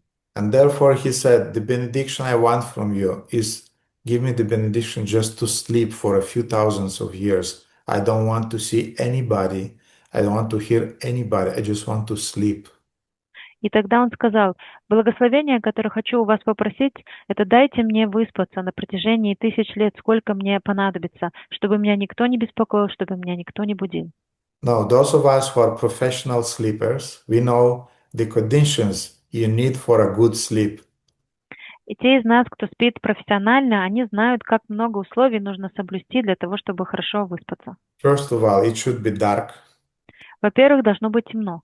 And it should be cold. И должно быть прохладно. Ideally 21-22 Celsius. Идеально, если 21-22 градуса Цельсия. If in the room is 23-24, I already cannot sleep. Если в комнате 23-24 градуса, я уже не могу спать. If it's 19 or 18, I also cannot sleep. I mean, it's too cold. Если в комнате 18-19 градусов, для меня это уже слишком холодно, я также не могу спать. So Muchukunda found an exact right cave where the temperature was right. It was very dark. Nobody was around. So he could sleep. И Мучукунда нашел себе для этой цели идеальную пещеру. Там была идеальная температура, там было очень темно, никто не мог беспокоить его так, чтобы он мог хорошо поспать. And I can imagine that when Kalayavana kicked him, he was in the middle of a dream, or he was in the middle of a really good sleep. И я могу себе представить, что когда Калаявана пнул Мучукунду, он находился в середине самого какого-то сладкого сна. Он очень хорошо заснул в этот момент. Therefore, he awakened, he was grumpy, and he had the right for that. Поэтому, когда его разбудили, он, конечно же, был злым, и у него было на это право. And all of those psychological traumas and all of those frustrations that he accumulated during the years of wars on the side of demigods, he just burst it through his glance on Kalayavana. И все те психологические травмы, все те разочарования, которые он накопил за время тысяч лет сражения на стороне полубогов, он просто через взгляд направил на Калаявану и сжег его дотла. And after the Kalayavana was burned to ashes, Shri Krishna appeared in the front of Muchukunda. И когда Калаявану испепелили, Шри Кришна предстал перед Мучукундой. And again, this thing is happening, that Muchukunda is looking at Krishna and he's thinking, my God, what a beauty. I mean, he's a real beautiful man. И это снова происходит. Мучукунда, когда увидел Кришну, его первой мыслью было: «О Боже, насколько прекрасен этот человек, какой прекрасный мужчина». And Krishna is manifesting his 4 arms at that point. И в этот момент Кришна проявляет свои 4 руки. And on his chest he had this Srivatsa mark, he had Kaustuba gem also. И на своей груди у него знак Шриватса, у него камень Каустубха также. He again was wearing a long Vaijayanti beautiful garland. Он снова был одет в прекрасную длинную гирлянду Ваджаянти. And Bhagavatam is describing that he had a handsome and peaceful face. И Бхагаватам описывается, что у него было привлекательное, красивое и спокойное лицо. And most important, an affectionately smiling glance at Muchukunda. И что также является очень важным, он посмотрел на Мукунду дружелюбно и с улыбкой. And Muchukunda was overwhelmed by this beautiful, peaceful glance of Krishna. И Мучукунда был очень поражен этим лицом Кришны, исполненным покоя и улыбающимся лицом Кришны. Intuitively, he already felt who that might be, but in the Vedic culture, they're very subtle. They're not direct like in the Western barbarian cultures. Интуитивно он уже понимал, кто стоит перед ним, но в ведической культуре люди были очень тонкими. Они не спрашивали вещи напрямую, как это делают варвары в Европе. Somebody from the West would say, "Hey, you're God, yes?" Кто-нибудь в европейской культуре спросил бы: «Ты же Бог, правда?» 4 arms, shining, smiling, response. Руки 4, светишься, улыбаешься, все пункты подходят. Vaijayanti garland, Srivatsa mark. Гирлянда Виджаяти есть, знак Шриватса есть. But no, Muchukunda, he was very, very educated, cultured, and he started from far away. He started slowly. Но Мучукунда был очень образованным и тонким человеком, и он начал издалека. Who are you that you came to this dark cave and lonely cave in the forest? Кто ты, что пришел сюда, в эту уединенную и темную пещеру? Are you the powerful god of fire? Являешься ли ты могущественным богом огня? Or maybe you are the powerful sun god? Или, может быть, ты могущественный бог солнца? Or maybe you are the king of heaven? Может быть, ты царь небес? Or maybe you are the ruler of some planet? Или ты управляешь какой-то планетой?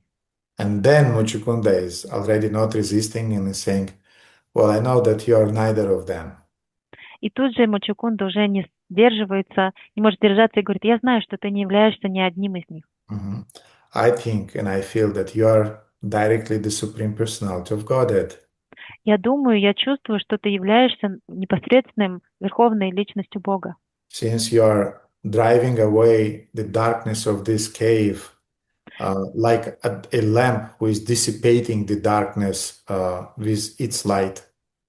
Ты рассеиваешь тьму в этой пещере так же, как светильник рассеивает невежество. So he already gave the hints that Krishna has this transcendental power of dissipating the ignorance. Он уже сделал этот намек, что у Кришны есть эта власть, это могущество разрушать невежество. Krishna smiled when he heard those words, Кришна улыбнулся, когда услышал эти слова, and he replied to him. и он ответил так. And we have a few verses that we'll read from Srimad Bhagavatam, 10th canto, 51 chapter. И мы прочитаем серию стихов из Шримад Бхагаватам, 10 глава, 10 песнь, 51 глава. Starting with 37, the verse 37. Мы начнем с 37 стиха. Krishna said, after many lifetimes, someone might count the dust particles on the earth, but no one can ever finish counting my qualities, activities, names, and births. Возможно, через много жизней кому-нибудь удастся пересчитать все пылинки на земле, но никто и никогда не сможет перечесть все мои качества, деяния, имена и рождения. 38. O king, the greatest sages enumerate my births and activities which take place throughout the three phases of time, but never they reach the end of them. 48 стих, 38. «О царь, величайшие из мудрецов ведут счет моим рождениям и деяниям, которые были в прошлом, происходят сейчас и случатся в будущем, однако не в их силах перечислить их все». So that was the answer to the question, who are you? Это был ответ на вопрос «Кто ты?». And Krishna also, he wasn't saying, nice to see you, God. И Кришна тоже не ответил просто так на вопрос «Приятно познакомиться, Бог». Приятно познакомиться, царь. So you know what I'm talking about. Вы знаете, о чем я имею в виду. Krishna said, well, I mean, even the sages cannot really understand and comprehend my qualities. And indirectly, Krishna said, yes, I'm God, in other words. Кришна сказал, да, даже великие мудрецы не могут до конца понять мое величие. И таким образом, косвенно он сказал, что да, я и есть Господь. And another non-verbal question from Muchukunda was, what are you doing here in this cave? Еще один невербальный вопрос со стороны Мучукунды было, что ты делаешь в этой пещере? And in the 42nd shloka of Srimad Bhagavatam 10:51, Krishna is replying. И в 42-й шлоке 51 главы Кришна отвечает. He is giving an answer to that very question. Он отвечает именно на этот вопрос Мучукунды. What are you doing here? Что ты здесь делаешь? Krishna is saying, since in the past you repeatedly prayed to me, I have personally come to this cave to show you mercy, for I am affectionately inclined to my devotees. Раньше ты часто молился мне, и потому я сам пришел в эту пещеру, чтобы пролить на тебя свою милость, ведь я люблю своих преданных. So Krishna spoiled his reputation of a chivalry warrior. Таким образом, Кришна испортил свою репутацию как рыцаря, как воина. He ran away on the battlefield. Он убежал с поля боя. He went into a cave. И он забежал в пещеру. He even didn't kill Kalayavana with his own hands. Он даже Калаявану своими руками не стал убивать. He tricked him. Он его обманул. But he did all those things for Muchukunda because he knew that there is my devotee sleeping in that cave. And for many births he was praying to see me. So now let's combine the two worlds together. I'll have the best of two worlds. I'll kill Kalayavana, and at the same time I'll save my devotee. Но он сделал это все, понимая, что в этой пещере находится его преданный, который молился ему на протяжении многих рождений и очень хотел увидеть его. Поэтому Кришна решил соединить два мира, сделать выгоду из этой ситуации и убить таким образом заодно и Калаявану, и предстать перед своим преданным. So Krishna accomplished a lot of things simultaneously. Кришна добивается своих целей, множества целей одновременно. But his Bhakta-vatsalya is prominent in all those accomplishments. Но он является бхакта-ватсалей, вот это настроение доминирует во всех этих делах. And he is saying here, Tvayaham Bhakta-vatsala, I'm affectionately inclined to my devotees. И он говорит здесь, что я люблю своих преданных. And then Krishna said in the verse 43, he said, Now choose some benedictions from me, O saintly king. И в 43 стихе он затем говорит: «Теперь же, праведный царь, проси у меня любых благословений. I will fulfill all of your desires. Я выполню все, что ты пожелаешь. One who has satisfied me need never again lament». Тому, кто удовлетворил меня, больше никогда не придется скорбеть». This verse is like the sadhya of our sadhana sometimes. И иногда этот стих является садьей нашей садханы. We are dreaming when Krishna will appear in front of us and say, my dear such and such das, any desire you want, just ask for it. Мы медитируем и думаем о том, как однажды Кришна предстанет перед нами и скажет нам: «Дорогой, такой-то, такой-то даст, любое желание, все, что ты пожелаешь». And the list with things that we will order is really long. И наш список желаний очень длинный. And of course we'll desire those things for Krishna. И, конечно же, мы пожелаем все этих вещей ради Кришны. But it wasn't the case of Muchukunda. Но это не был случай Мучикунды. He did not ask for any material things. Он не просил никаких материальных вещей. But it's interesting in the purport, disciples of Prabhupada are writing. Интересно, как в комментарии, который написали ученики Шрилы Прабхупады, говорится: We lament when we feel incomplete. Мы скорбим, когда мы чувствуем неполноценность. When we have lost something or when we fail to achieve something desirable. Когда мы потеряли что-то или когда нам не удалось добиться того, что мы хотели. But one who has satisfied Krishna and thus attained the Lord's mercy. Но тот, кому удалось удовлетворить Кришну, достигает милости Господа. Will never be troubled in these ways. И он никогда больше не будет испытывать подобных страданий. So then Muchukunda spoke. И затем Мучикунда заговорил. And first, Muchukunda described the nature of the illusory energy and what that illusory energy is making with the man's and woman's intelligence in the material world. И в первую очередь Мучикунда описывает влияние иллюзорной энергии, то, что эта иллюзорная энергия делает с разумом мужчин и женщин в материальном мире. Bewildered by Maya, the living entities, they are averse to the Supreme Lord.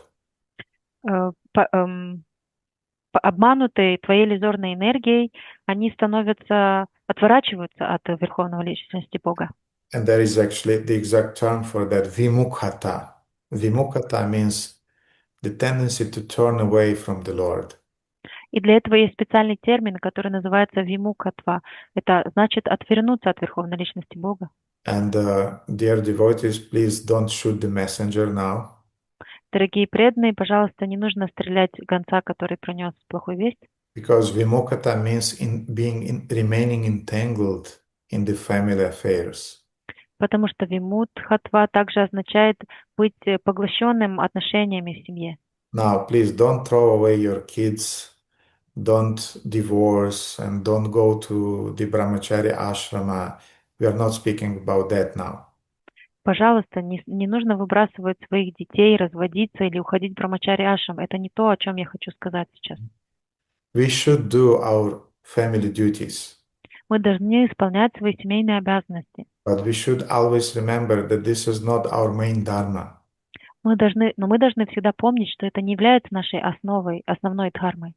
Our main dharma is devotional service. Наша главная дхарма — это преданное служение. And our family responsibilities is the secondary dharma. А наши семейные обязанности — это уже вторичная дхарма. As soon as our family relationships becomes the main dharma, we are in the state of vimukhata. We turn away from Krishna. Как только наши семейные обязанности становятся первостепенными для нас, мы попадаем в состояние вимудхатва, мы отворачиваемся от Кришны. And by describing the nature of the illusory energy, Muchukunda is, in other words, is saying, I'm scared of Maya, I'm afraid of Maya. И описывая тенденции иллюзорной энергии, Мучикунда другими словами говорит, что я боюсь Майи. And that's exactly our problem. We are not afraid of Maya. А наша проблема заключается в том, что мы совсем не боимся Майи. Even if Kali personified will sit in front of us, will say, hey, let's have a pizza together or things. I mean, we are really don't have any fear of anything in this world. Даже если сам Кали придет к нам, и мы увидим его перед собой, мы скажем ему: «Эй, привет, пойдем на пиццу». У нас нет абсолютно никакого страха перед материальной энергией. But you should understand that one of the criteria that we are really advancing in our spiritual life is that our fear towards illusory energy is growing. Вы должны понимать, что один из аспектов и факторов того, что вы продвигаетесь и вы развиваетесь в духовной жизни, это то, что ваш страх иллюзорной энергии увеличивается. We should not become neurotic in our fear, Мы не должны становиться невротичными в своем страхе, but that healthy fear should be there. но этот здоровый страх должен присутствовать там. Healthy fear that is inspiring us to be serious in our sadhana. Это здоровый страх, который вдохновляет нас быть серьезными в своей садхане. And then Muchukunda is saying a very beautiful verse, 10:51-53. И затем Муччигунда говорит очень красивый стих. Это 10:51, 53. Bhava pavarga brahmato yada bhavaj janasya tarhya achyuta sat samagama satsangamo yarhi tadaiva sadgato paravershe tvahi jayate matihi. When the material life of a wandering soul has ceased, O Achyuta, he may attain the association of your devotees. О Ачюта, когда материальное существование, скитающееся по миру души, подходит к концу, она встречается с твоими преданными. And when he associates with them, that awakens in him devotion unto you, who are the goal of devotees and the Lord of all causes and their effects. Общаясь с ними, человек обретает привязанность к тебе, конечной цели твоих преданных, повелителю всех причин и следствий. Now, you should understand that this verse is a kind of like poetic alankara. Вы должны понимать, что этот стих как поэтическая аланкара. Because technically speaking, first you meet devotees and then your material life ends. Потому что, технически говоря, сначала вы встречаете преданных, и только потом ваша материальная жизнь подходит к концу. But again, sometimes Bhagavatam is using some alankars and some subtleties, and you should be aware of about the holistic Vedic culture, and then you understand the subtleties. И в Шримад Бхагаватам часто употребляются аланкары или какие-то тонкости, и вы должны понимать весь ведический контекст, чтобы правильно понять эти тонкости. It's not that your enemy first is falling and then you take off your sword. И не то, чтобы сначала ваш враг падает, и затем вы вытаскиваете свой меч. No, you take off your sword, you cut with it, and then your enemy is falling. Нет, сначала вы вытаскиваете свой меч, вы сражаетесь им, и рубите врага, и только тогда он падает. And that's our previous acharyas, how they are explaining this verse, that no, first you meet devotees, and then your material life is treated. Это то, как предыдущий ачарья описывает этот стих. Нет, вначале вы встречаете преданных, и только потом в вашей материальной жизни приходит конец. And then as a result of associating with them, your devotion awakens. И в результате общения с ними ваша преданность просыпается. And then Muchukunda is explaining himself about his desire regarding benedictions. И затем Муччикунда объясняется, какое благословение он бы хотел. Mm-hmm. So he's saying what kind of benedictions he wants. Он говорит, о каком именно благословении он просит. Na kamayenyam tava pada sevanat akinchana pratyamanat varam vibhavo.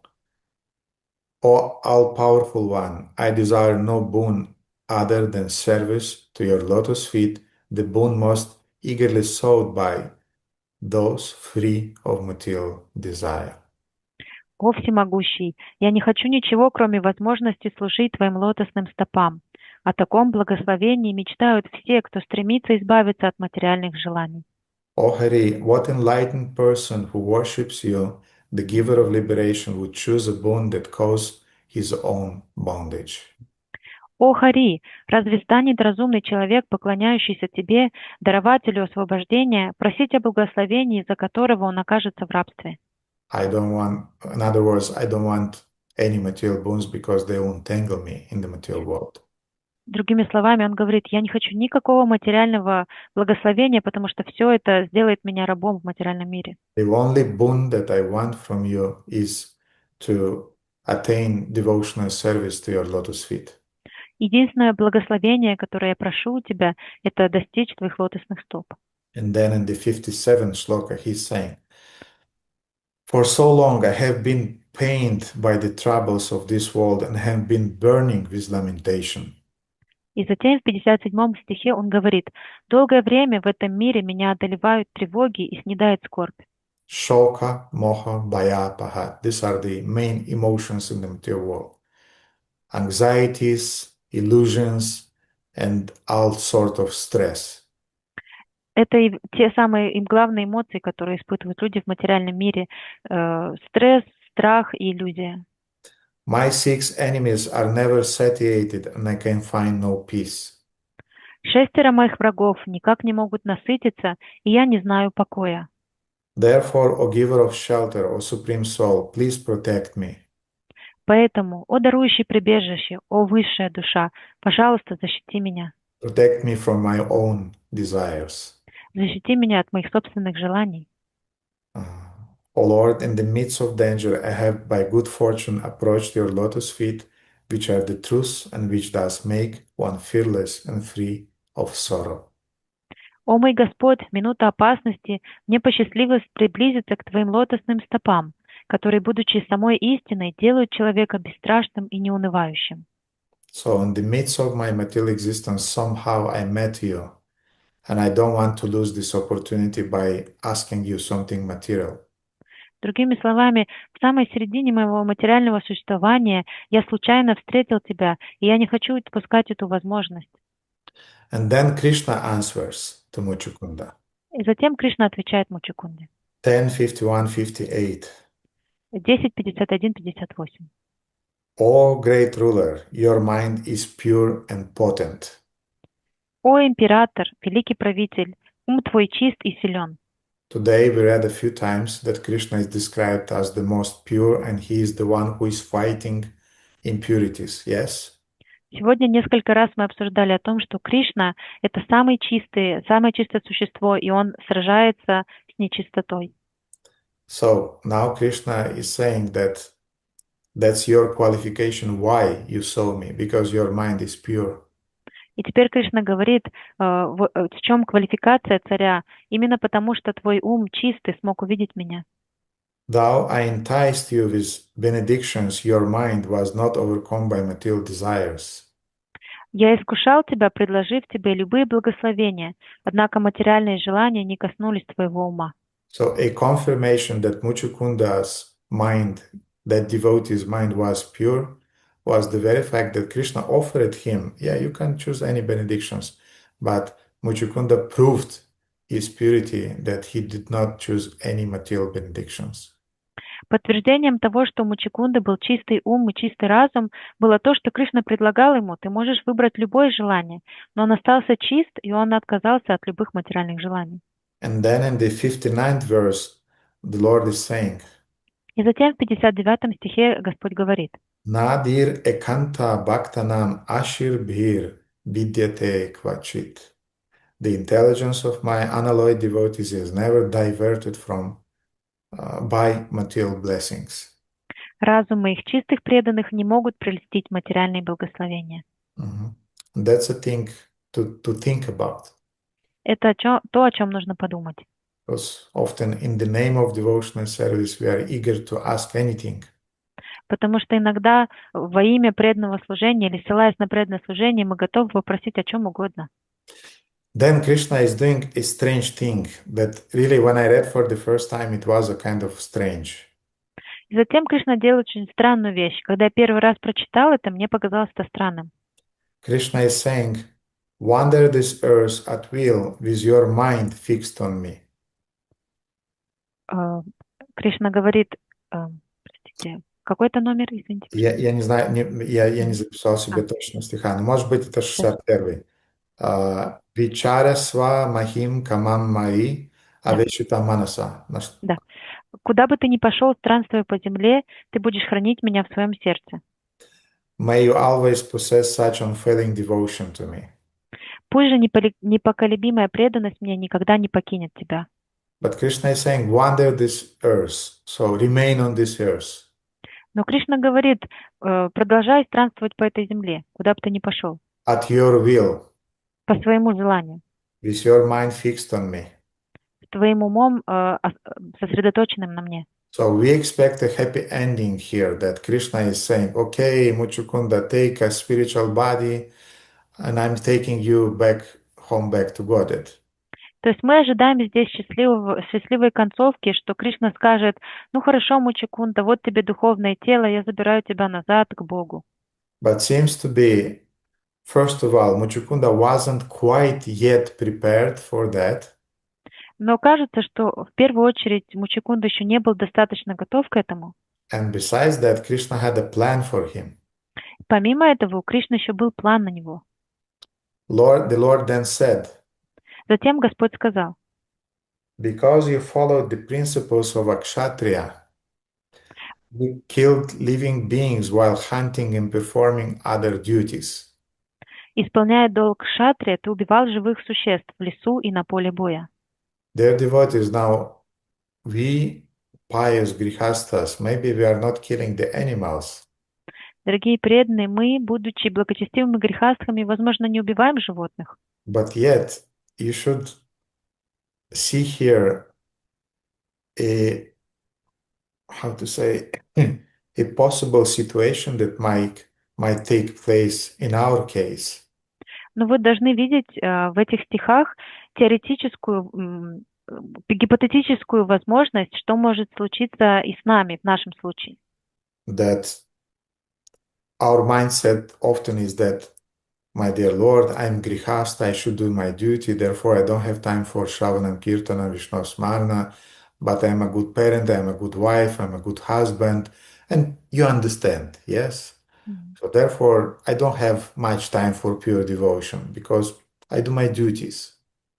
Иногда у нас проскальзывают такие мысли: дорогой Господь, у меня нет времени служить Тебе, потому что я забочусь о своей семье, у меня материальные обязанности, но я же хороший сын, я же хороший муж, я хороший родитель, я хорошо забочусь о своей семье. Ну, ты же понимаешь меня, ты можешь войти в мое положение, что у меня просто нет времени заниматься Шраваном и Киртаном. Again, we should do those things, but not as a priority in life, not as our main thing to do in life. И снова мы должны заниматься этими вещами, мы должны их делать, но они не должны становиться для нас первостепенными в жизни. They're secondary in comparison with our main duty. Они второстепенны по отношению к нашим главным обязанностям. So the Lord told him, in the case of Muchukunda, the Lord told him that you hunted, you killed animals, now you have to pay the price of that. И в случае Мучакунды это было по-другому. Господь сказал: ты охотился, ты убивал животных, поэтому ты должен заплатить за это. You have to vanquish the sins thus incurred by carefully executing penances and by remaining surrendered unto me. Чтобы искупить свои грехи, тебе следует добросовестно совершать аскезу, оставаясь покорным мне. So in this life, go on worshiping me, remain my devotees, fix your mind on me. You can wander all over the world, no problem with that. But you should finish your purification. Иными словами, в этой жизни продолжай свою жизнь, оставайся сосредоточенным на мне, ты можешь отправиться куда угодно и продолжай свое очищение. And then Krishna is saying something really very interesting. И затем Кришна говорит что-то очень-очень интересное. In your next life, you'll become an excellent brahmana. В своей следующей жизни ты станешь прекрасным браманом. The greatest well-wisher of all creatures. Величайшим благодетелем всех живых существ. Dear devotees, what does it mean? Дорогие преданные, что это значит? That in next life you'll become a brahmana and the greatest well-wisher of all creatures. Что значит то, что вы в следующей жизни станете браманом и лучшим благодетелем всех живых существ? Навнари. Может быть, что он будет повторять Гайатри? Как браман будет повторять гайтри, да. Maybe because he will be chanting Gayatri. Yes, as a brahmana he will do so. Аруна Говинда. Возможно, этот преданный станет духовным наставником. Станет духовным наставником, окей. Maybe because this devotee will become a spiritual counselor. But we have our ISKCON word for that. Но у нас есть особое слово в Исконе, которое мы используем. How we call those people who are doing these things? Как мы называем людей, которые делают это? Чандрамала Матаджи? I guess he will be a preacher, Koshanande. Yes. Yes. Я думаю, что он будет проповедником Гоштхананды. Yes. He'll be a brahmana, means he'll be knowledgeable. Да, он станет браманом, это значит, что он будет обладать знанием, But also he'll have qualities. но также у него будут качества. And he'll be compassionate, and therefore he'll become the greatest well-wisher of all the living entities. И значит, у него будет сострадание, он будет сострадательным, и он будет благодетелем для всех живых существ. And now Krishna also took birth in the next life as a Brahman. И Кришна тоже в следующей жизни родился браманом. And who knows what is the name of that Brahmana? И кто знает, как зовут этого брамана? Krishna took birth as a Brahmana. What? Что? Кришна родился как браман? О чем вообще речь? Гульнура? Вяса? Как? Вяса? Даса? Нет. Она говорит Вьяса, Вьясадев. Вьяса? Нет. Нет. No, it's not Vyasadeva. Вьяса был браманом, но не о том брамане. Вьяса был Шактя-Веша аватарой. Vyasa was a brahmana, but it's not the one I'm talking about. Vyasa was a Shaktya-Vesha avatara. Brajmohan? Shri Krishna Chaitanya. Shri Krishna Chaitanya, yes, the greatest Brahmana, the greatest Pandit. So Krishna, in other words, in his next incarnation, he's coming as a Brahmana. Да, Шри Кришна Чайтанья, величайший браман, величайший пандит. Другими словами, Кришна в следующей жизни принимает рождение брамана. So it wasn't written in the purport. It doesn't appear anywhere in the purports of previous acharyas. It's just my own little humble speculation. Это не было описано в комментарии в комментарии к Шримад Бхагаватам. Это также не упоминается предыдущими ачарями. Это мое собственное размышление по этому поводу. But it's just a remark that next life you take birth as a Brahmana, well-wisher of the living entities. In other words, you will follow me in your next life. Но вот эта ремарка о том, что в следующей жизни ты родишься браманом, благожелателем живых существ, это значит, что ты будешь следовать за мной в следующей жизни. Follow my mission, because Lord Chaitanya's mission was to distribute spiritual knowledge. И будешь следовать моей миссии, потому что миссия Шри Чайтаньи Махапрабху была распространять трансцендентное знание. And to save the conditioned souls from the material existence. И спасать обусловленные души от материального существования. So it's just another angle how we can understand this statement of Krishna. Это просто еще один угол зрения, с которого мы можем понять то, что говорит Кришна. And receiving these blessings from Krishna, Muchukunda paid his obeisances. He walked around Shri Krishna as a sign of respect. Получив это благословение, Мучакунда принес свои поклоны Шри Кришне, обошел вокруг него в знак почтения. Then he came out of his cave. И затем он вышел из своей пещеры. And he saw that humans, animals, trees, everything became really, really small. И он увидел, что животные, люди, деревья, все стало очень маленьким. He felt asleep in Satya Yuga sometime, and now it was the beginning of Kali Yuga. Everything shrank, everything becomes smaller. Он уснул где-то в Сатья-югу. Сейчас, когда проснулся, это было начало Кали-юги, и все уменьшилось в размерах. And from this he could understood that the age of Kali started. И по этим признакам он смог понять, что начался век Кали-юги. Now remember, Krishna's boon was, you can wander all over the world. You can do whatever you want. Just fix your mind on me. Помните, что благословение Кришны звучало как «ты можешь ходить куда угодно и быть где угодно, просто зафиксируй свой ум на мне».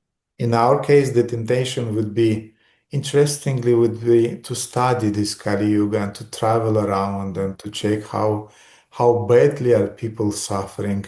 And yes, I'll enjoy a little bit here and there by sightseeing, seeing and so on.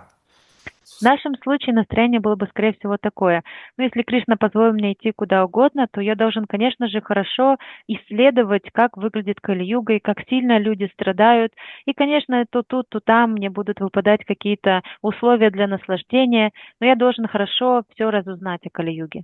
No, Muchukunda came out of the cave. Но Мучукунда просто вышел из пещеры. He looked around, he understood what's happening. Он оглянулся по сторонам, увидел, что происходит. And he said, I'm out of it. И сказал, я на выход. I'm going straight to Badarika-ashram. Я иду напрямую в Бадарика-ашрам. So he went straight to Badarika-ashram and there he finished his spiritual practice, perfected his spiritual practice. И он отправился напрямую в Бадарика-ашрам и там достиг совершенства своей духовной практики. Bhagavatam describes that he remained tolerant to all the dualities of material world. В Бхагаватам описывается, что он оставался непоколебимым к двойственности материального мира. And peacefully he worshipped the Supreme Lord till the end of his life. И в спокойном состоянии ума он поклонялся Верховной Личности Бога до конца своих дней. And obviously in his next life, Krishna's benedictions happened. И, конечно же, в его следующей жизни благословение Кришны сработало. But I told you this story in the context of Brahma's affirmation in Gopalatapani Upanishad. Но я рассказал вам эту историю в контексте утверждения Брамы из Гопалатапани Упанишад. In which Lord Brahma was saying that if you meditate, dhyayat, if you relish it, rasayat, в которой Господь Брахма говорит, если вы медитируете на него, если вы наслаждаетесь его вкусом, bhajat, if you worship him with your devotion, если вы поклоняетесь ему со всей преданностью, then you'll go back home, back to Godhead. Тогда вы отправитесь назад домой к Богу. And that should be the attitude and the aspiration when we are chanting our Gayatri mantras. И таким должно быть наше отношение и наше вдохновение, наше стремление, когда мы повторяем наши гайатри мантры. Otherwise, it will remain just another superficial ritual that we are doing 3 times a day. В противном случае это останется поверхностным, неглубоким ритуалом, который мы совершаем трижды в день. And a sign that devotees are doing it ritualistically И знак того, что преданные делают это как ритуал, is that their Gayatri mantras are taking 3-4 minutes. Это то, что их гайатри мантры занимают у них только 3-4 минуты. Om Bhurбхувah Сварта Савитур Кришная Говиндая Камадевая. That's it. Done. I've done my job. Именно так, повторяя друг за другом, мы чувствуем, что дело сделано. This kind of chanting will not do, dear devotees. И это такое повторение не сделает то, что мы от него ждем, дорогие преданные. Even if it takes 7, 8, 10 minutes, do it. But do it prayerfully, do it slowly by meditating on the words of your mantras. Даже если это занимает у вас 7-8 минут, ничего страшного, делайте это, но делайте это в молитвенном настроении, сосредотачивайте свой ум на значении мантры. That what is mean rasayat, you should relish it. Это то, что значит расаят. Вы должны вкушать нектар этой мантры. And to inspire you to relish your mantras, that's the reason for that seminar and for all of these discussions that we have in the frame of this seminar. И для того, чтобы вдохновить вас вкушать нектар этих мантр, мы проводим этот семинар. Это его цель. Okay, dear devotees, thank you very much for your kind attention. Do you have any questions? Спасибо большое, дорогие преданные, за ваше внимание. Будут ли какие-то вопросы? Yes, Radhakanta, please. Харе Кришна, дорогой Гурудев, мои поклоны примите, пожалуйста. Я первое, что хотела сказать, поблагодарить вас за то, что вы находите в себе силы громко и четко петь во время пуджи и проговаривать мантры, потому что тогда понятно, ну, что вы произносите и что вы поете. Может быть, так было и раньше, но я просто именно сегодня обратила внимание, это же тоже требует усилий. В общем, вот просто спасибо, что вы это делаете. Вот. First of all, I wanted to thank you that you pronounce mantras while doing puja very clearly. So maybe you do it regularly, but just today I heard it and I understand that it also takes some effort. So I'm very grateful for this effort. И мой вопрос, правильно ли я поняла из того, что вы сейчас сказали, что, ну, он вроде как очевидный, но, пожалуйста, разверните, что лучше знать что-то немного, но глубоко. Вроде бы ответ очевиден. Вот, но все-таки уточню. Нам нужно знать много, ну немного, но просто какое-то количество шлок из одного священного писания, из другого и так далее. Моя реальность, то, что время очень ограничено, и недавно я пришла к выводу, что все те шлоки, которые я училась за последние 6 лет, за неделю буквально, не остались. То есть осталось как стишок, понимания нет. И вот я впервые за все эти годы недавно выучила стих из Шримад Бхагаватам с пословным переводом. Это заняло времени, я не знаю, ну, в 6 раз больше.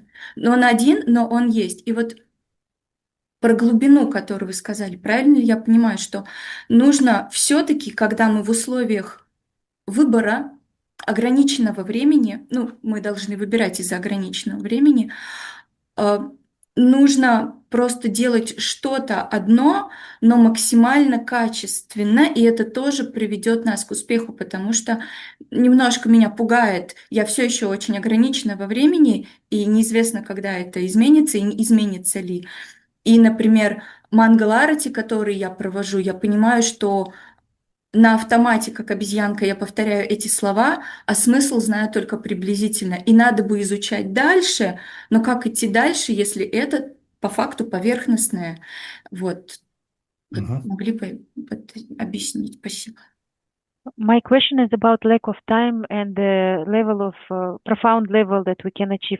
Did I got it right that it's better to study less or do less services or study less shlokas in order to make it profound if I don't have a lot of time, than to make more of them or to do more services or, for example, to hold morning program but to do it in such a quick way that I don't have time to get deeper and to profound my understanding of what I'm doing. In this situation, when a devotee is constrained by time, в ситуациях, когда преданные ограничены временем, I'll suggest that they would learn the shlokas that are really inspiring for them. я предлагаю им учить те шлоки, которые по-настоящему их вдохновляют. Those shlokas that really are useful for their internal meditation, are useful for maintaining their faith and enthusiasm in Krishna consciousness. Те шлоки, которые очень полезны в их духовной жизни, помогают им сохранять внутреннюю медитацию и вдохновляют их в духовной жизни. Because otherwise, if you'll just start learning shlokas according to the Bhakti Shastri course or other courses like that, those shlokas will be forgotten. You'll forget them very easily. That's true. Потому что если вы просто начнете шлоки рандомно изучать в соответствии со списком Бхакти-шастры или каким-то другим списком, эти шлоки не останутся у вас в голове, они уйдут. I made a few attempts to learn, there were those small books. They are sold usually in Mayapur. 32 shlokas from Bhagavad Gita, then 64 shlokas from Bhagavad Gitas, things like that. It never worked in my case. Я делал несколько попыток изучать вот по таким маленьким книжкам, которые обычно продаются в Майпуре, например, 32 самые основные шлоки из Бхагавад-гиты или так далее. Я пытался изучать их по книжкам, но у меня это никогда не получалось. I learned those shlokas that really touch me and really inspire me.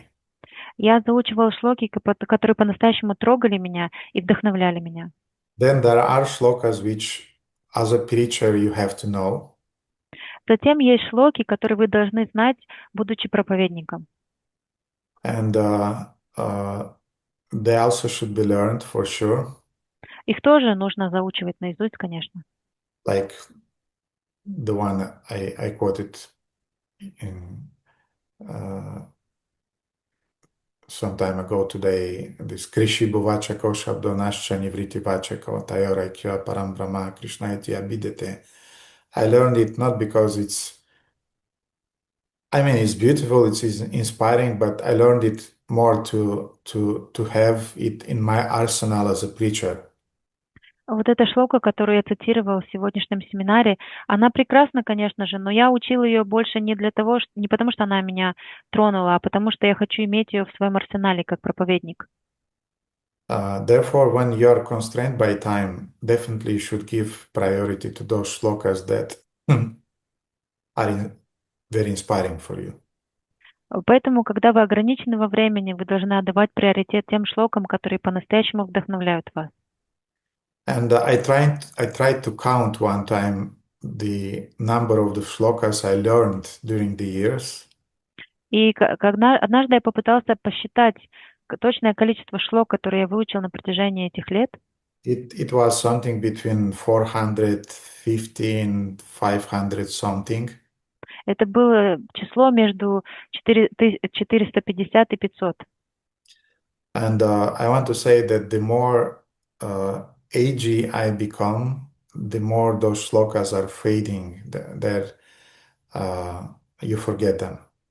И я хочу сказать, что с возрастом, со временем, чем старше ты становишься, эти шлоки потихоньку исчезают из твоего сознания, ты забываешь их.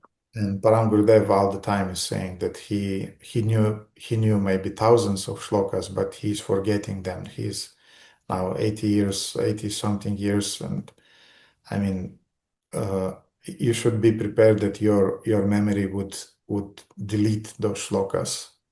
И Парам Гурудев тоже часто говорит, что раньше он знал тысячи шлок, но с возрастом он начал их забывать, и ему 80 уже с чем-то лет, и мы должны быть готовы, что со временем наша память будет забывать эти стихи.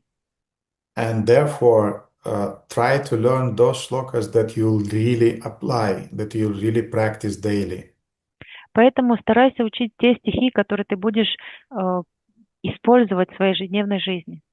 And I try to concentrate in a few recent years on the shlokas that I'm mainly using in worshiping Madan Mohan during the puja, or before chanting my Gayatri mantras, or before studying Bhagavatam. And I understood that my main concern now would be prayer shlokas, not just Shastra shlokas, knowledge shlokas, but would be prayer Sharanagati shlokas, because I feel them, they remain in my heart, and they're not just remembered like a parrot. Я заметила, что в последнее время я концентрируюсь в основном на шлоках, на стихах, которые я использую в поклонении божествам, поклонении Мадану Махану. Это шлоки, которые я использую в своей, или когда я повторяю Гайатри, перед тем, как повторять Гайатри. То есть это скорее не шлоки, которые о шастрах, это шлоки молитвы, которые мне помогают в моей баджане. The most recent one that I've learned, Kanchanata Smrite Yasmin, Dushkaram Sukharam Bhavet, Vismriti Viparitam Syat, Shri Chaitanya Namami Tvam. It's a shloka prayer offered to Lord Chaitanya, Duskaritam Vismriti. Yes, that's always also one, often happens that I'm saying the shloka and then immediately I'm forgetting it. And that's Шлока, которую я недавно выучил, это вот эта шлока, которую сейчас произнес, она посвящена Господу Чайтанье. У меня также часто бывает, что как только я произношу шлоку, я потом не могу ее вспомнить. Kanchanata Smrite Yasmin, Duskaram Sukharam Bhavet. Vismritim Viparitam Syat Shri Chaitanya Namami Tvam. I'll give you exact translation of this shloka. It's a very, very beautiful one. Я вам дам точное перевод этой шлоки. Это очень красивая шлока. By the way, these are the shlokas that I learned during the recent months.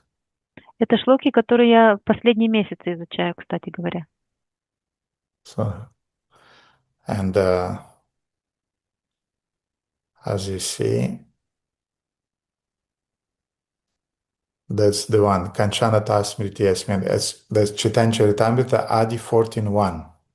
Это читание Чаритамрита Ади Лила 14.1. Things that are very difficult to become easy to execute if someone somehow or other simply remembers Lord Chaitanya Mahaprabhu. Для того, кто помнит о Господе Чайтанье Махапрабху, самые тяжелые дела становятся легкими. Kanchanata Smriti Asmin Duskaram Sukharam Bhavet. Vismrite Viparintam Syat. But if one does not remember him, even easy things becomes very difficult. А для того, кто не помнит о нем, самое легкое дело становится необычайно трудным. Shri Chaitanya Namamitvam. To that Lord Chaitanya I'm offering my obeisances. Я в почтении склоняюсь перед Господом Чайтанье Махапрабху. And Radhakanta, yes, better to learn word by word, to learn the translations of the words, the meaning of the words. That's the best when you are learning shlokas. И да, Радаканта, когда ты учишь шлоки, лучше всего учить их пословно. Это самый лучший способ. I remember I spoke with Manjari Mataji last year during the Turkish festival. Я помню, что в прошлом году я разговаривала с Матаджи Маджари во время турецкого фестиваля.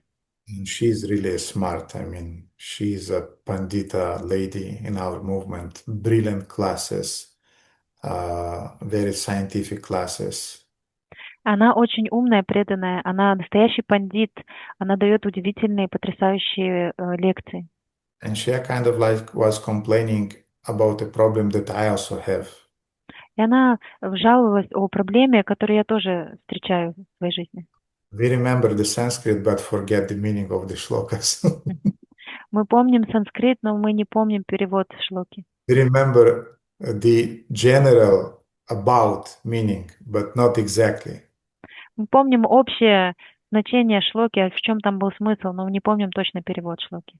Therefore, if you learn from the beginning, you will start learning the translation of each words, it will be easier for you. Поэтому, если с самого начала ты будешь знать перевод каждого слова, тебе будет легче. And by the way, the next in line after that, Kanchanata Smriti Asmin, is a verse from Bhagavatam that I want to learn. Atrasargo Visargascha Sthanam Poshanam Uttaya Manvantara Ishanokatha Niroda Muktir Ashraya. That's the verse that is describing the 10 main topics of Srimad Bhagavatam, described in Srimad Bhagavatam. После этого стиха следующий, который я буду учить, это стих из Шримад Бхагаватам, в котором описывается 10 тем Шримад Бхагаватам. Atrasargo Visargascha Sthanam Poshanam Uttaya Manvantaram Ishanokatha Niroda Muktir Ashraya. So I almost know it. And then the next in line is one from Gopalatapani Upanishad. Я уже почти выучила эту шлоку наизусть. Следующее же будет из Гопалатапани Упанишад. That's exactly the verse that we spoke today. Today we gave more time to explaining that shloka. Это тот стих, на котором мы сегодня больше всего сосредотачивались. 48. 48-я шлока.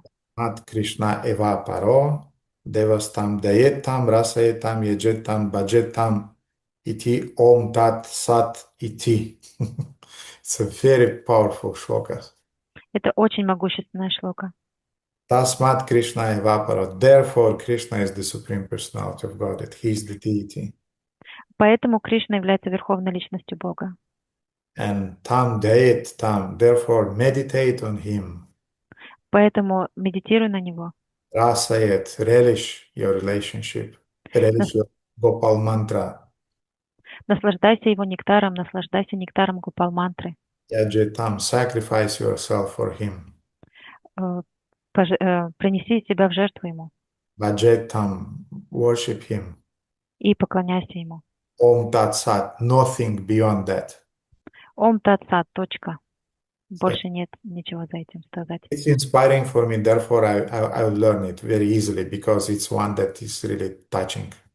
Это вдохновляет меня, поэтому я очень легко выучу ее, потому что она трогает мое сердце. But other devotees, they have these academic, systematic minds in which they can learn all the shlokas that they're giving in the Bhakti Shastra, Bhakti Vaibhava, Bhakti Vedanta. I offer my respectful obeisances to all of you, but it doesn't work in my case. Для тех преданных, у которых академические научные умы, они могут просто заучивать шлоки по системе, по какой-то таблице. Я приношу вам свои поклоны, но в моем случае это не работает. Спасибо большое, Гурдев. Как раз это и происходит. Я помню санскрит и вообще не помню переводы. Спасибо. Можно еще один вопрос? Да. У меня два, вот один по теме, один не по теме. Вот еще один по теме.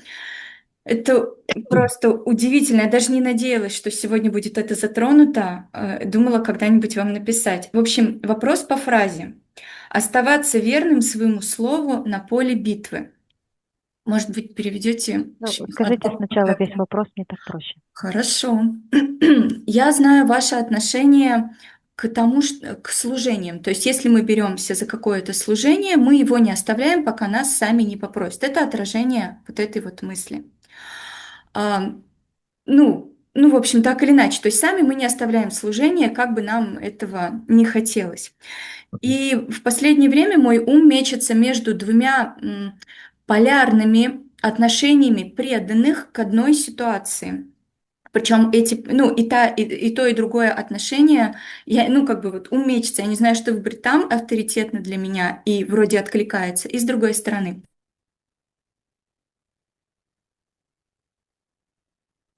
Кришна.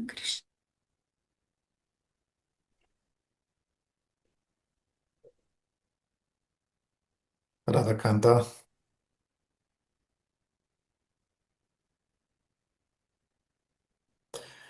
Похоже, исчезла связь. Харе Кришна, я тут. Да, окей. Да. Итак, значит, два полярных отношения преданных, серьезных, старших преданных, в целом разных, нескольких. Когда в ятре случаются серьезные сложности в виде каких-то конфликтов, причем, что самое главное, затяжных, то есть которые длятся по нескольку лет, конфликтов интересов, конфликтов взглядов на стандарты, и так далее, да. Есть часть преданных, которые говорят, для нас это асатсанга, мы не будем в этом находиться, потому что это разъедает нашу веру, это лишает нас энтузиазма, и все, что мы предлагаем, здесь не близко, не подходит, игнорируется. Зачем тут быть, да? Вот. Другая категория преданных говорит вот примерно вот этой вот фразой, что оставаться верным своему слову на поле битвы. То есть, если ты серьезный, преданный, ты остаешься несмотря ни на что, и ты борешься, сражаешься и пытаешься сделать лучше. На стороне первой части, о которой я сказала, что мы делаем это годы, ничего не меняется, и просто зачем? То есть это асатсанга, нет никакой саджати. Вот на стороне вторых, вот что мы все равно должны оставаться, сражаться, это признак слабости, не уходить, когда, например, ятра в затяжном многолетнем кризисе. Вот. И мой ум не знает, что выбрать. И те для меня близки. My second question is related to that point that you made, that we have to remain faithful to our words on the battlefield, as you said. I consider it also relevant towards the service, as you mentioned before, that we don't give up our services just because we don't like it or because of some difficulties. And there are two attitudes that I see in the members of my community. For example, when community is going through some difficulties and this crisis is taking quite a long time, I see two attitudes. One of them is that devotees are losing hope, losing inspiration to change anything. They consider this conflict to be asat sangha, and they see that all their endeavors and all their efforts to change something doesn't succeed. so they want to step back and they don't want to take part of the community anymore because they don't feel relevant. And there is another attitude to other devotees who have this mood of not giving up whatever happens, not giving up responsibilities, and even though it is complicated situation in the yatra, we have to keep trying. And I don't know which attitude is correct, because both of these two groups contains devotees who are dear to me, and I don't understand what is the right attitude.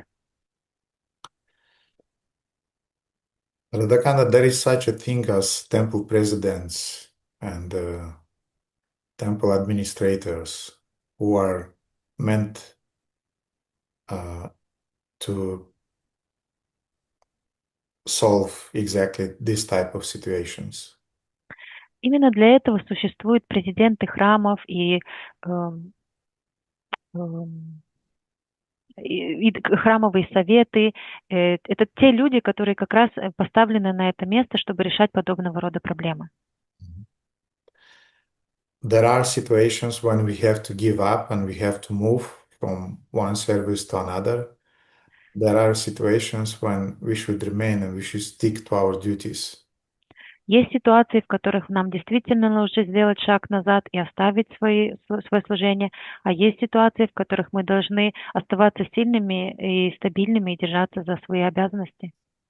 And in every community there are not just senior devotees, but appointed senior devotees who are taking charge and responsibility for the community.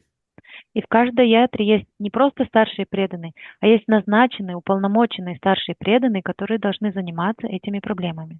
Sometimes we can think that, well, they are not qualified. Иногда мы можем подумать, они не слишком квалифицированы. Qualified, non-qualified, the moment they are appointed, you have to follow them. Квалифицированы или нет, это не важно. В момент, когда их уполномачивают и назначают на эту должность, мы должны следовать.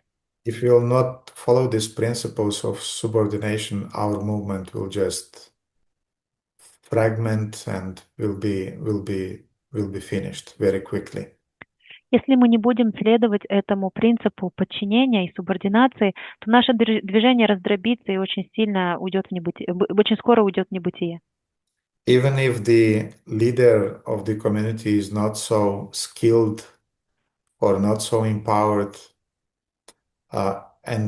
but he still is saying to you that you should do that service or that service, even if he was mistaken in his judgment, you did the right thing because you followed.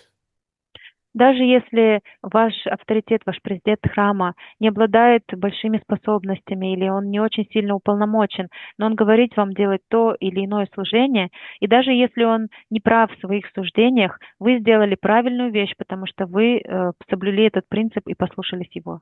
In Krishna's eyes, there is no issues with you. В глазах Кришны с вами нет никаких проблем. Mahabharata is teaching us this point a lot. И в Махабхарате очень часто упоминается это Even утверждение. when Yudhishthira, he made that mistake of playing that gambling. Даже когда Юдхиштира совершил эту ошибку, вступив в эти азартные игры, занимаясь азартной игрой, His junior brothers were following him. его младшие братья последовали за ним. Were they happy? No. Счастливы ли они были этому? Нет. Were they not saying so, not commenting? No, they were commenting a lot, by the way. Приняли ли они это просто так за чистую монету и не стали ничего комментировать? Нет, они говорили свое мнение и комментировали много. But they were never breaking relationships. Но они никогда не разрушали отношения. And they were following Yudhishthira. И они следовали за Юдхиштирой. And your Param Gurudev, my Guru Maharaj, is giving that as an example of what means to follow the authorities. И ваш Парам Гурудев и мой Гурудев приводят этот пример как то, что значит следовать за авторитетом. Therefore, I don't want to say more than that. Поэтому я не хочу говорить больше, чем я уже сказал по этой ситуации. But that's the principle for you to decide when we die on the battlefield and when we retreat from the battlefield. When the general is telling us, you should remain here and you should die here. Or now it's time to change the position of, change the flanks in which you are fighting and you should move from this place to another place and so on.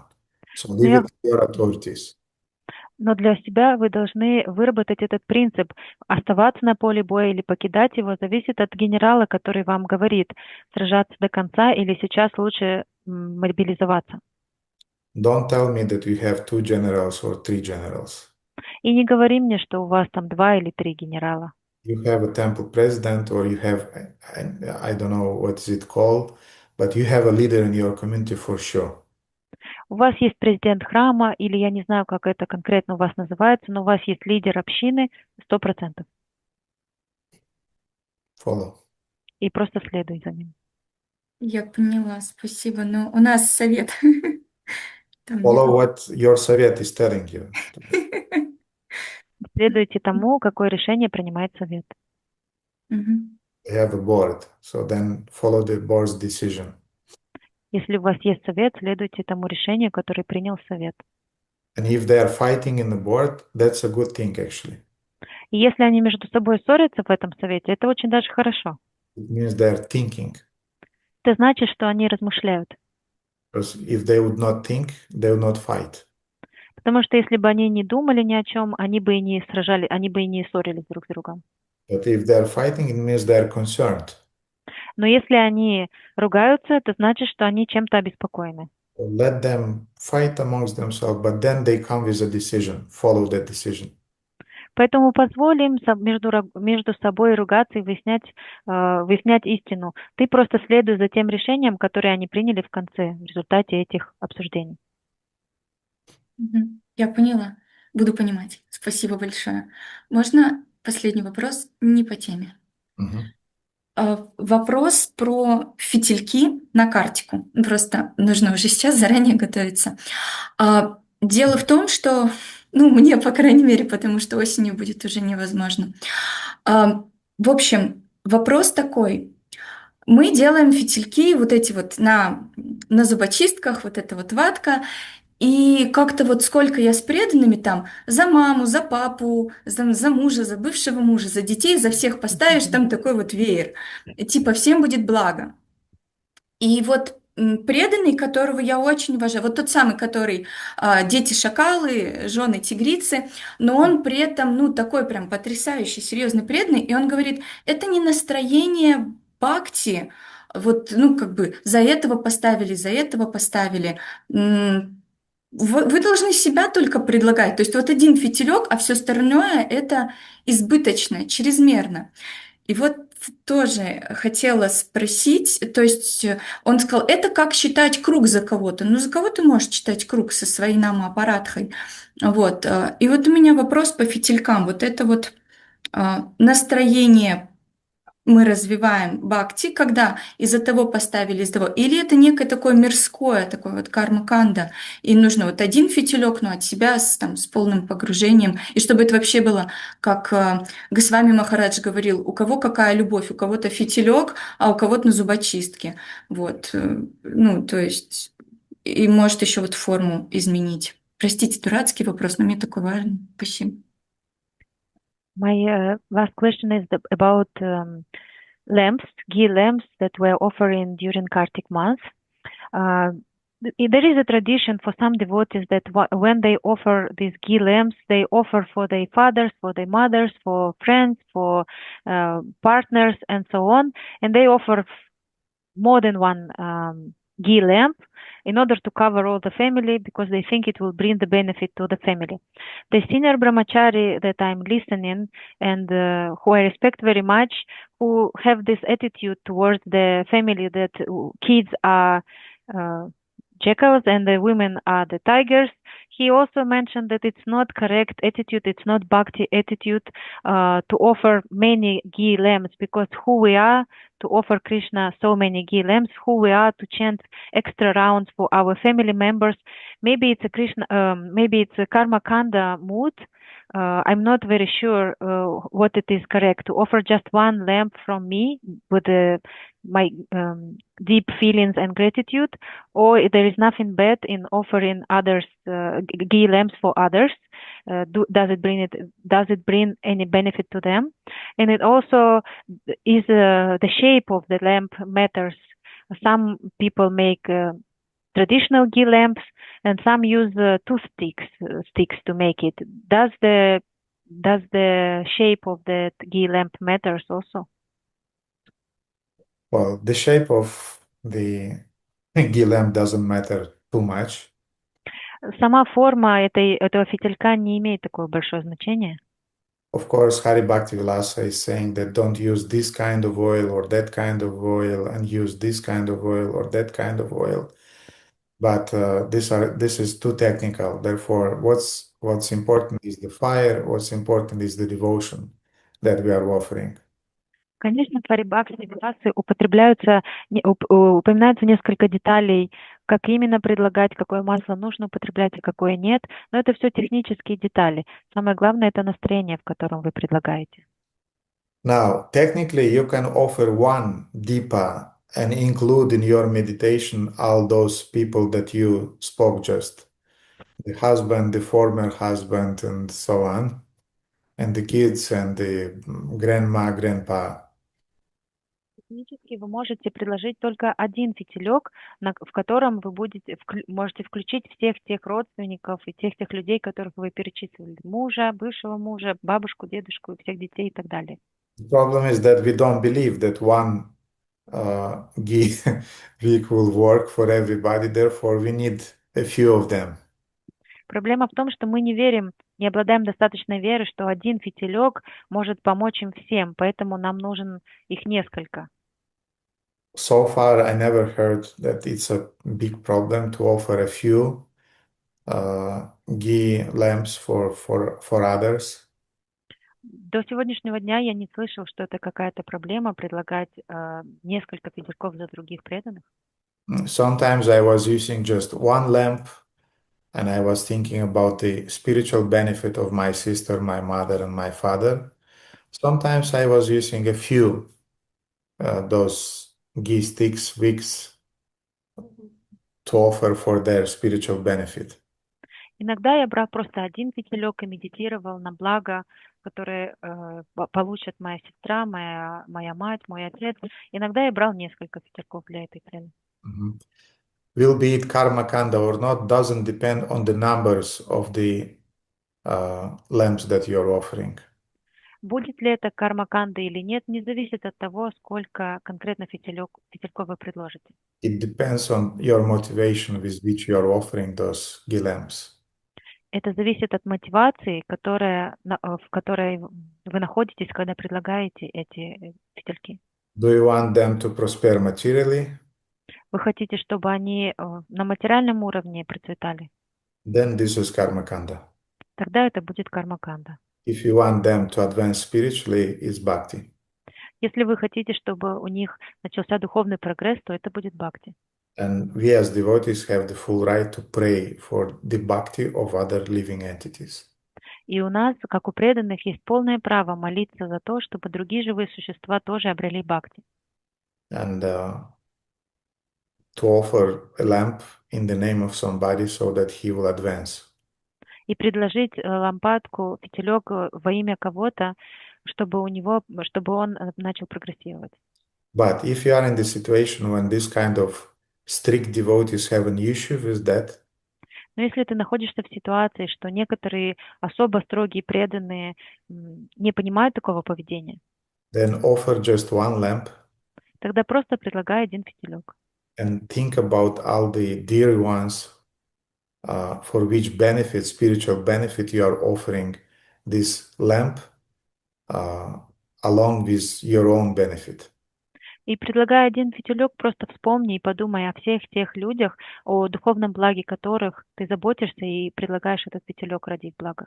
Technically, these lamps are offered not so much with the intention to receive your own individual benefit or the benefit for the benefit of your close ones.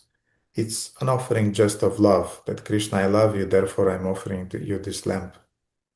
Технически говоря, этот фитилек — это даже не что-то, какое-то подношение с нашей стороны для нашего блага или для блага других. Это просто выражение любви. Кришна, я люблю тебя, и поэтому я хочу предложить тебе эту лампаду. But as we know, as conditioned souls, for us it's difficult to do something just for the pleasure of somebody without receiving some benefit. Но мы, будучи обусловленными живыми существами, хорошо знаем, что нам очень сложно сделать что-то ради кого-то, не получив при этом материальной выгоды. So if you are concerned about benefit, it should be spiritual benefit, then it's bhakti. Поэтому, если ты задумываешься о благе, которое ты хочешь кому-то подарить, то тогда ты должна думать о духовном благе, тогда это будет бхакти. And being concerned with that spiritual benefit, with devotion, you can offer either one lamp or a few lamps, no problem. But if you are put in a situation when you are judged, offer one lamp and it will work for everybody, don't worry. И поэтому, если ты переживаешь за их духовное благо, предлагай им фитильки. Если же ты находишься в ситуации, когда кого-то это очень сильно беспокоит, что ты предлагаешь много фитильков, возьми один и просто подумай обо всех тех, кому ты хочешь принести благо. Спасибо большое, Гурудев. Можно одно уточнение, вот исходящее? Про молитвы о преданных я хотела спросить. Как, ну, есть какие-то стандартные молитвы о преданных?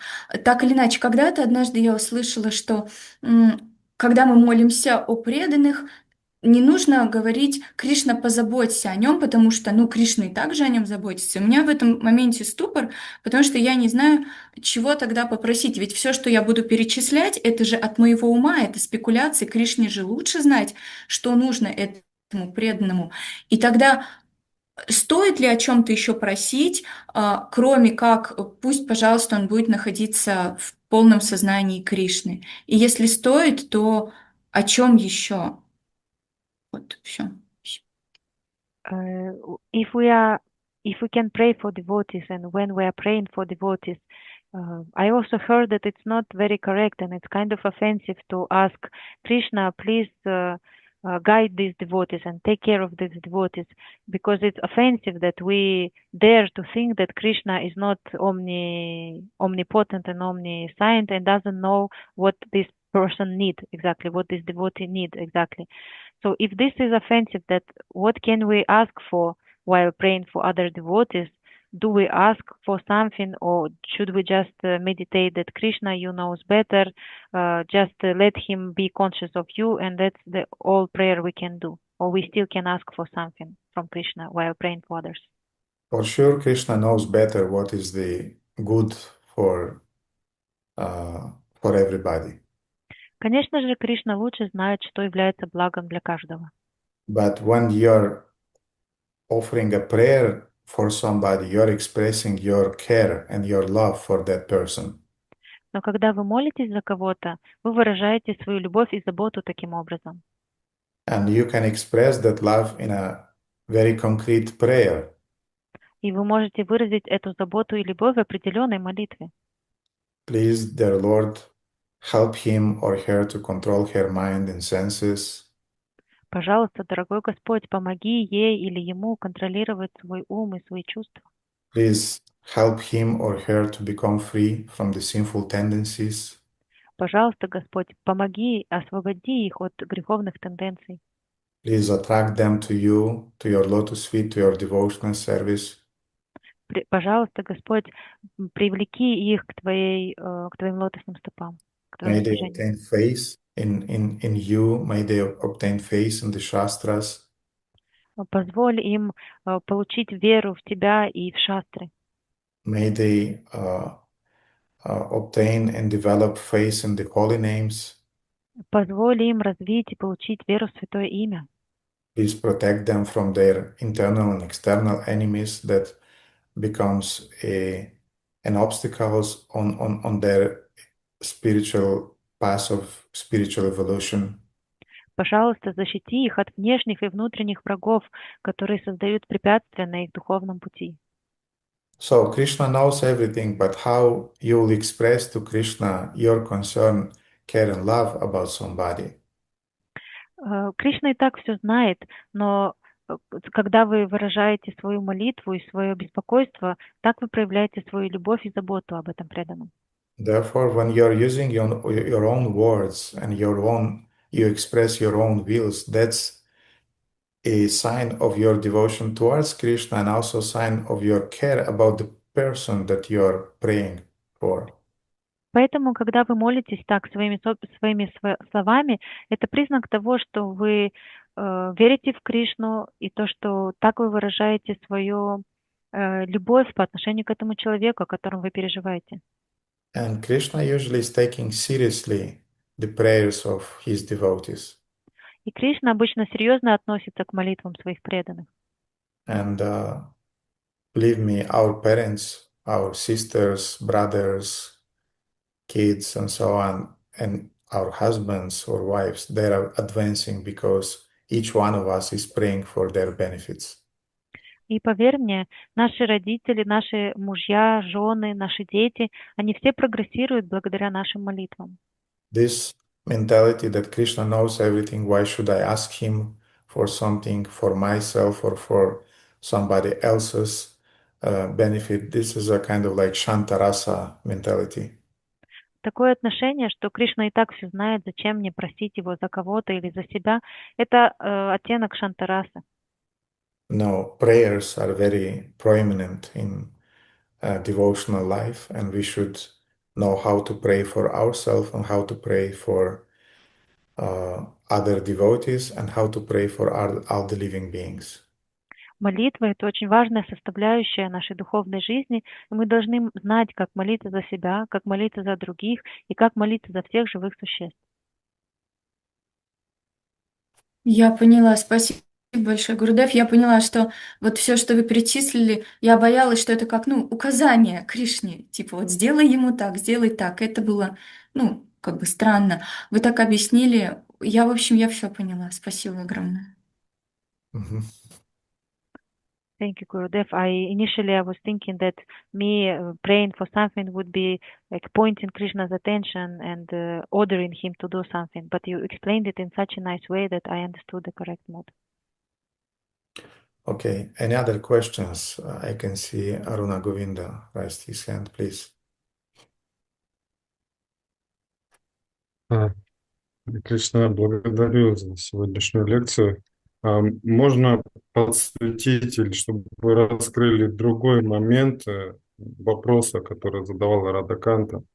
Это когда лидера всячески не слушают. И что этому лидеру делать? Потому что я всячески поддерживаю этого преданного. Вот у нас президент храма, он пытается какие-то правила вносить, но ятра у нас как-то вот очень делает все наоборот, либо не делает.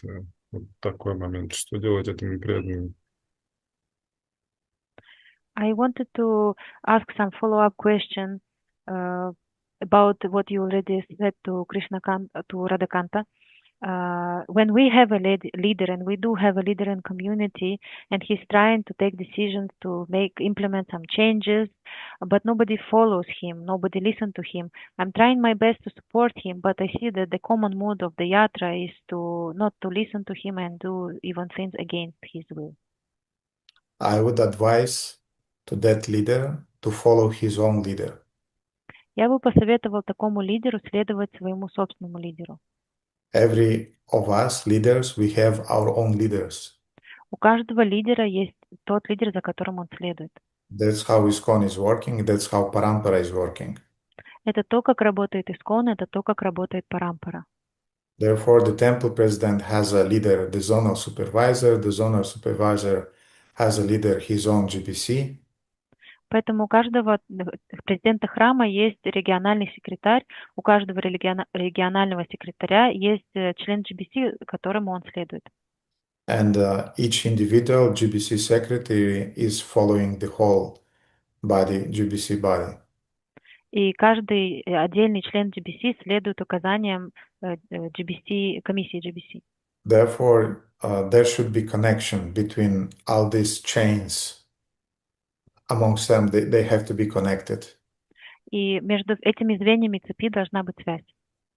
And often, yes, I acknowledge that when the connection is very weak, then we have problems usually.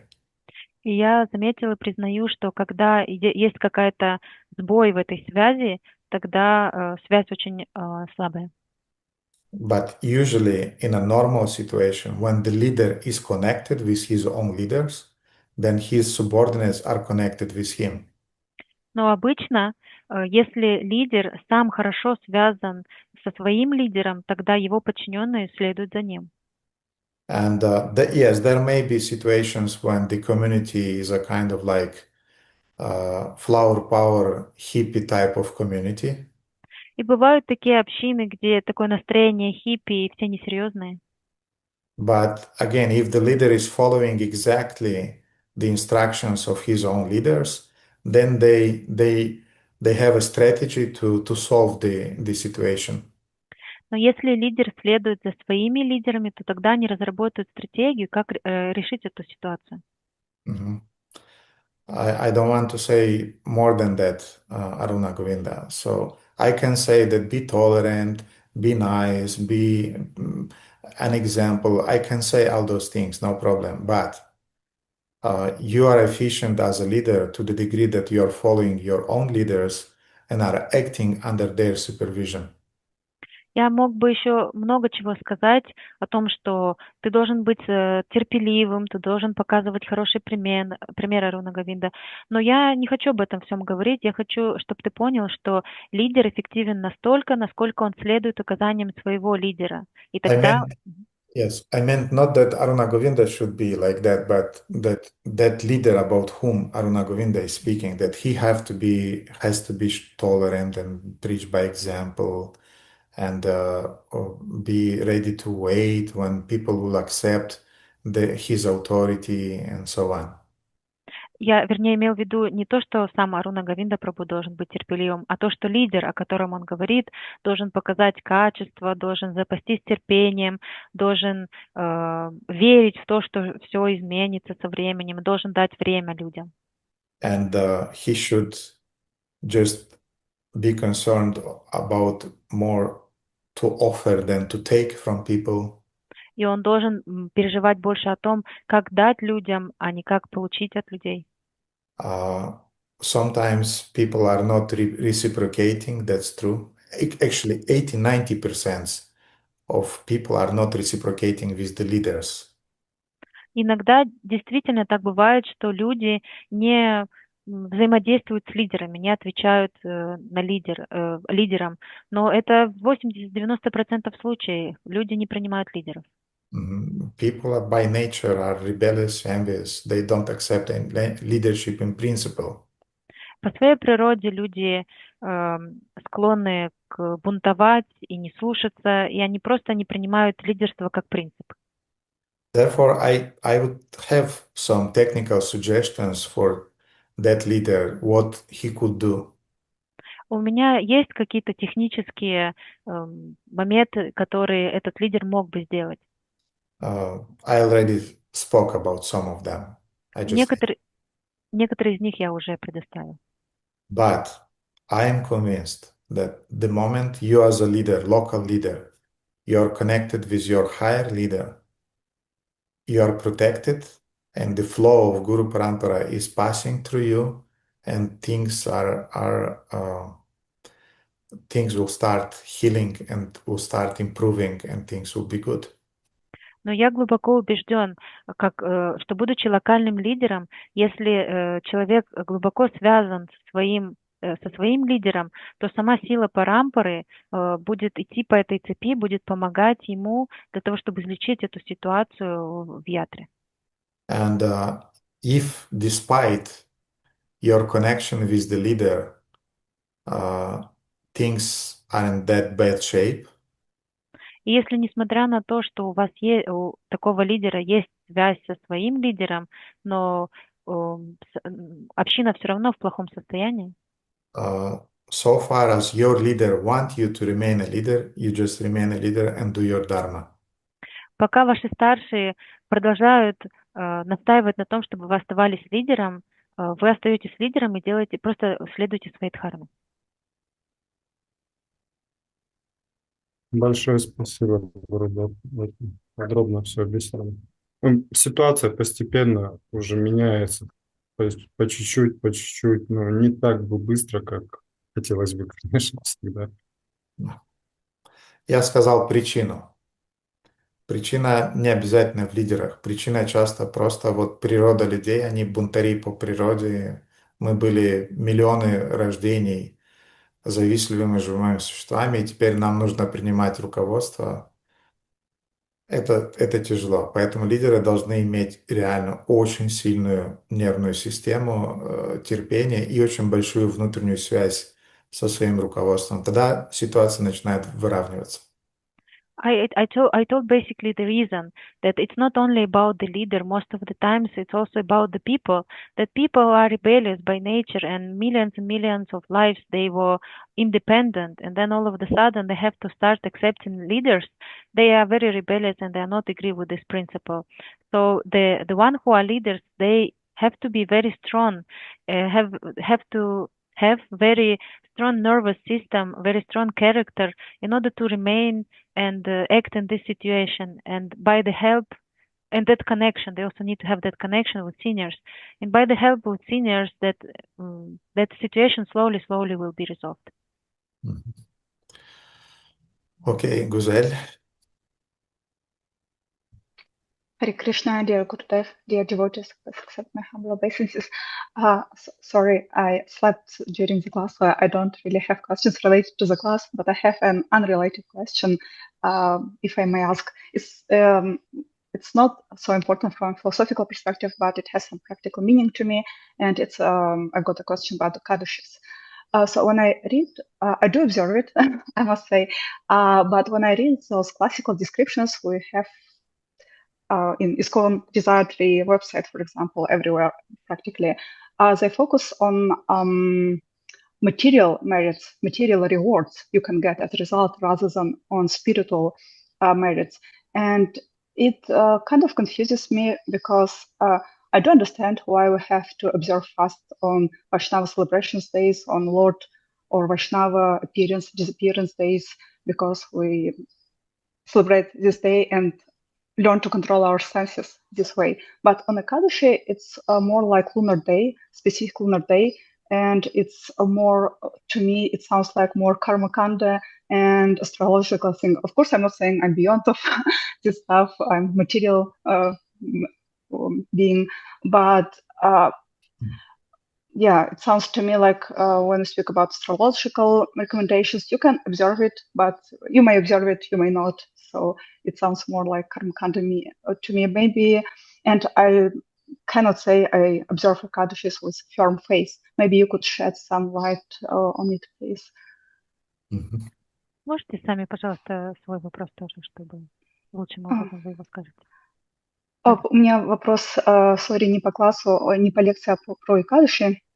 Не такой важный с философской точки зрения, но имеет фактическое некоторое значение для меня. Я хотела бы попросить у Гурудева прояснить, что когда я читаю вот эти традиционные описания Экадаши, то они концентрируются, фокусируются на материальных благах, которые вы можете получить в результате Экадаши, а не на духовных. Это немного смущает меня, потому что я понимаю, что мы должны соблюдать пост в вайшнавские праздники. Это понятно, почему. Мы учимся контролировать чувства, мы таким образом празднуем приход Господа или вайшнавов, или их уход вайшнавов. Но по Экадаши для меня больше звучит как карма-канда, астрологическая вещь. И хотя понятно, что мы в большинстве своем не... Да, в общем, хотела попросить Гурудева прояснить этот момент. First of all, yes, a lot of those descriptions, they can technically fit into karma kanda Во-первых, Yes, those things that are glorifying the glory of Ekadashi, they are more or less presented in the light of typical karma kanda scriptures and motivations. во-первых, да, все те прославления и блага от Екадыши, которые описываются, они больше похожи на блага, которые получают в результате кармаканды. And I remember in 90s there was a book written by Krishna Balaram Swami, a disciple of Prabhupada who left ISKCON, unfortunately. Я помню, что в 90-е годы была книга, написанная Кришна Баларамой с вами. Он уже покинул ISKCON, к сожалению. He was the first person who introduced in ISKCON this type of glory of Ekadashi with all those stories about Ekadashis and so on. И он был первым в ISKCON, кто стал прославлять Экадаши, упоминая все эти истории про Экадаши и так далее. And he was born in Hindu family, traditional Hindu family. И он родился в традиционной индийской семье. And I heard that those glories about Ekadashi, which were from Shastras, they were not so pleasing to Bhaktisiddhanta Saraswati. Я слышал такую версию, что те блага, которые описываются в шастрах, блага от соблюдения Экадаши, они не очень нравились, эти описания Бхактисиддханте Сарасвати. Bhaktisiddhanta Saraswati didn't relish too much even that song Jagannatha Swami Nayana Patagami, that my dear Lord Jagannath, please appear before my eyes. И Бхактисиддханта Сарасвати также не очень жаловал эту песню, в которой говорится, что Господь Джаганнат, пожалуйста, предстань перед моим взором. Because again, we are commanding the Lord to appear before us, but we are not we are not earning the Lord's desire to see us by our humility and devotional service. Потому что в этой молитве, в этой песне мы как будто приказываем Господу проявиться перед нами, а не заслуживаем, не пытаемся заслужить этот даршан своим желанием, своим стремлением к Господу. Still, Radhakanta, we can pray for others. It's a normal mentality of a Vaishnava.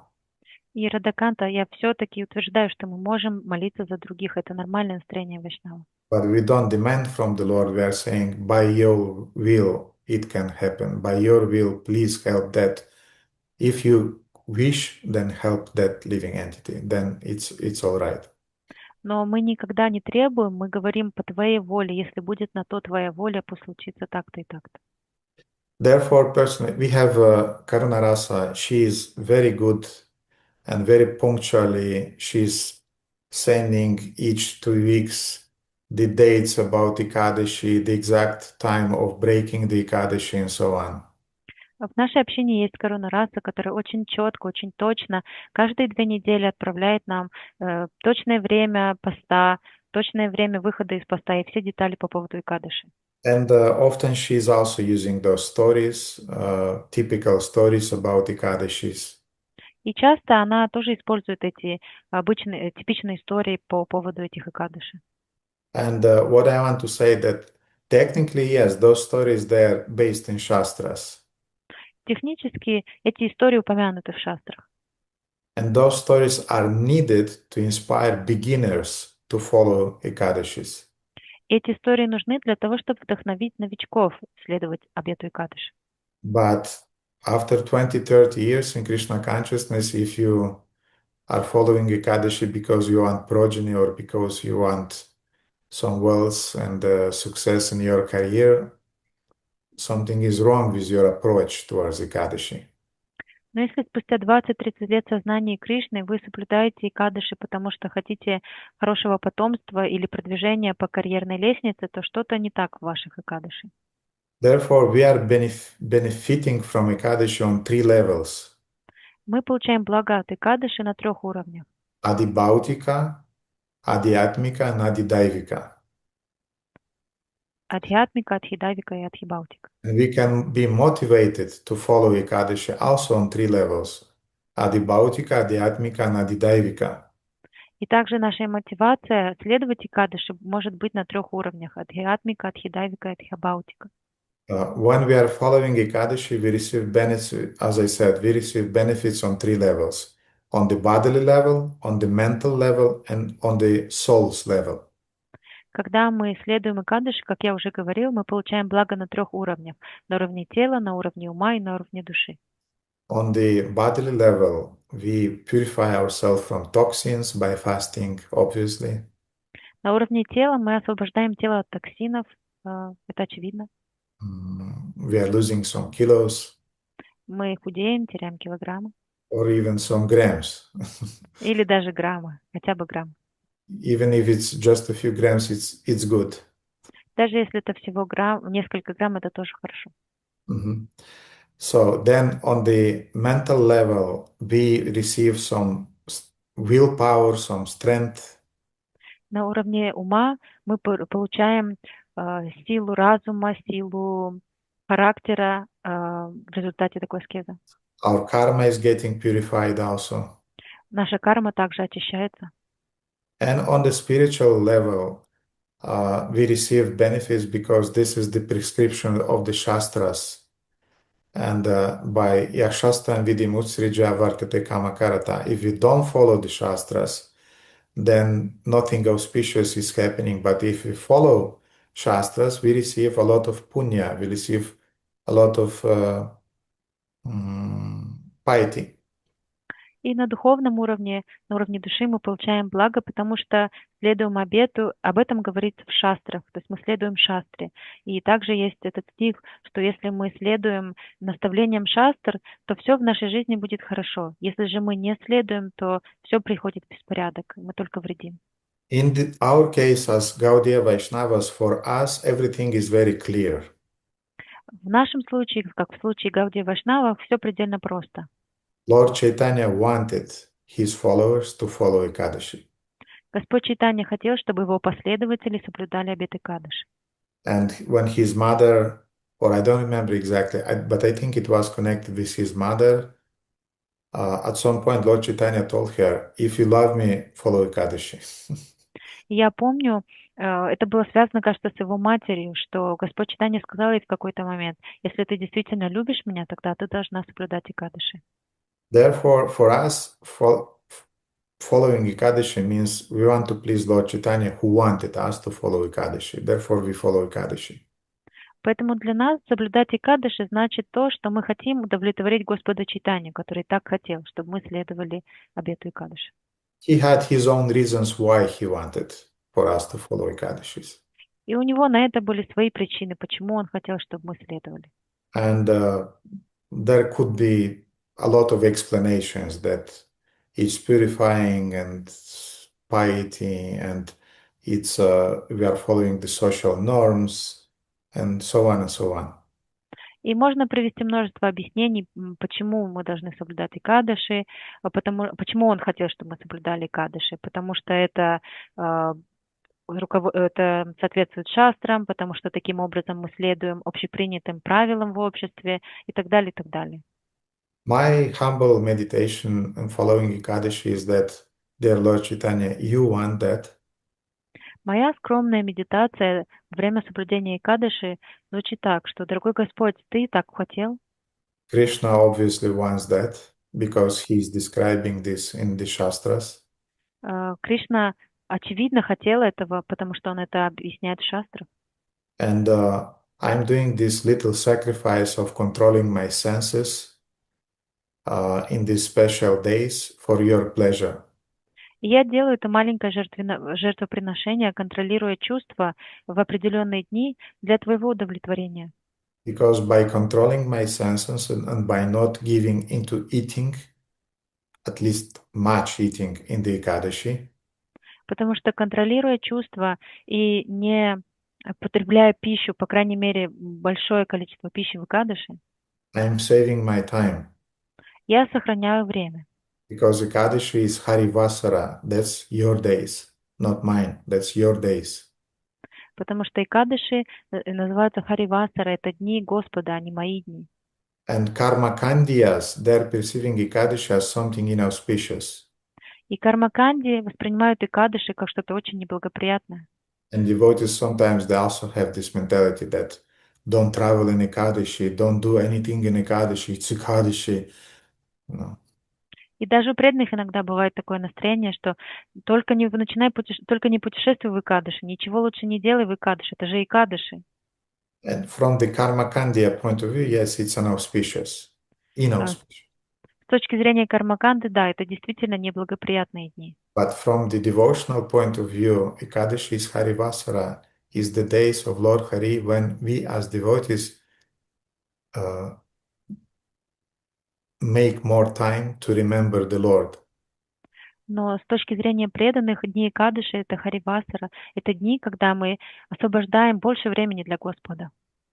So the whole point of Ekadashi for a Vaishnava is fasting and doing all those things, not because it's good for the body to lose some weight or it's good for purification of karma, but it's good for devotional service because I have more time for Shravanam, Kirtanam and Vishnu Smaranam.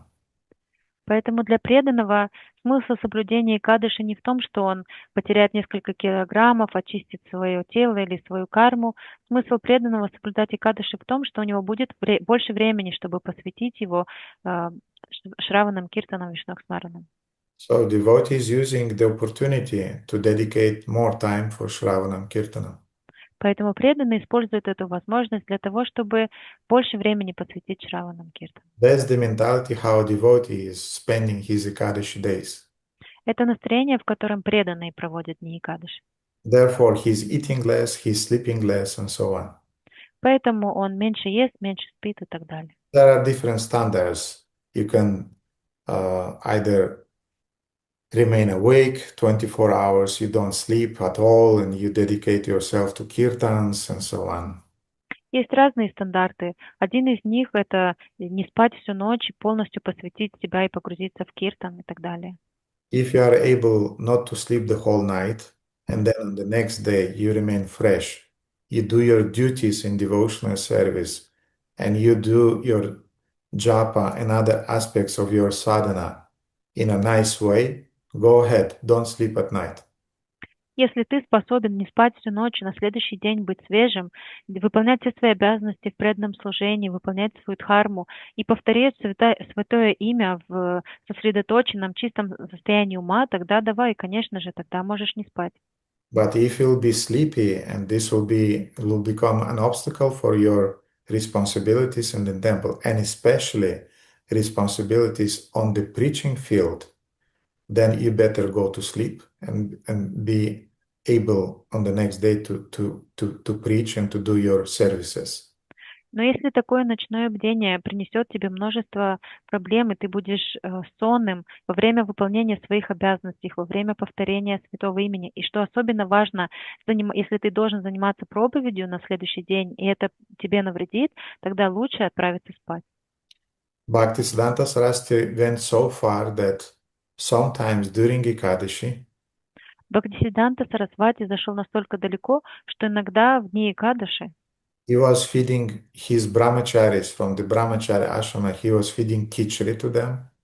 Он кормил своих брамачари, брамачари ашрама кичри. And he was sending them to preach. И отправлял их проповедовать.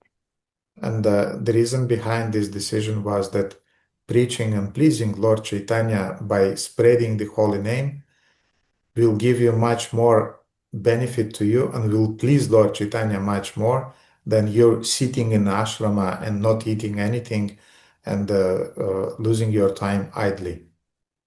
И его утверждение было таково, что намного больше блага и удовлетворения, намного больше блага получишь ты и удовлетворишь Господа Чайтанью намного больше, если ты отправишься проповедовать и распространять его миссию, чем если ты останешься в ашраме и будешь бесцельно сидеть и поститься, это тебе не поможет. So the whole thought process or mentality of a devotee regarding Ekadashi is what would please the Lord most. That I'm doing a dry fast today and spend more time for Shravana Kirtana, or that I'm eating, of course, not eating grains, but I'm eating and I'm going and preaching. Поэтому решения, которые принимают преданные обычно по поводу Экадыши, отталкивается именно от этого фактора. Что будет лучшим? Мне не есть, соблюдать сухой пост сегодня, или лучше я поем, но это, конечно же, не зернобобовые, но лучше я поем и отправлюсь проповедовать. Что из этого удовлетворит Господа больше? Anything else on that, Guzel? Thank you so much, Gurudev. Yeah, it also aligns with what you previously said when answering questions of Madhya Margarita, that over 90% of Vedas focus on Karmakanda because, let's say, of target audience, right?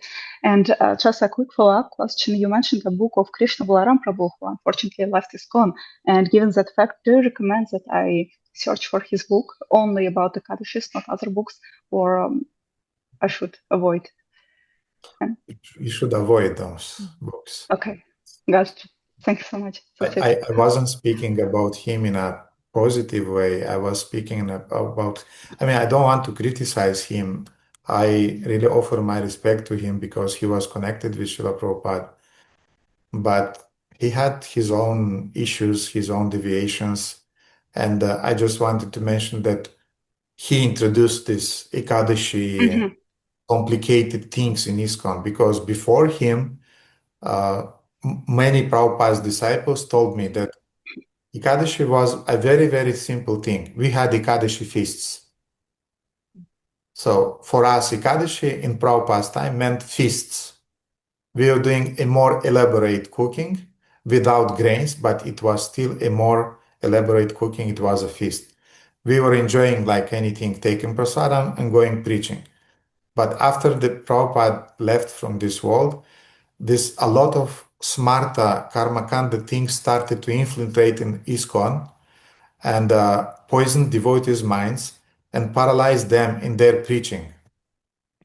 Матаджи Гузель спросила, может ли она прочитать эту книгу, которую говорил Гурудев, Кришна Баларама Прабху, только про Экадыши, либо он не рекомендует. И Гурудев сказал, что нет, я не рекомендую вам ее читать. Я упомяну эту книгу с негативной точки зрения. Я не хочу его критиковать, но я просто хочу сказать, что этот преданный был связан со Шрилой Прабхупадой, но он принес вот эту сложность и большую помпу по отношению к Экадышу, потому что до этого, во времена Шрилы Прабхупады, никто так не относился серьезно к Экадыши. Наоборот, это было время поста, время пира. Преданные рассказывали, что они делали пир на Экадыши.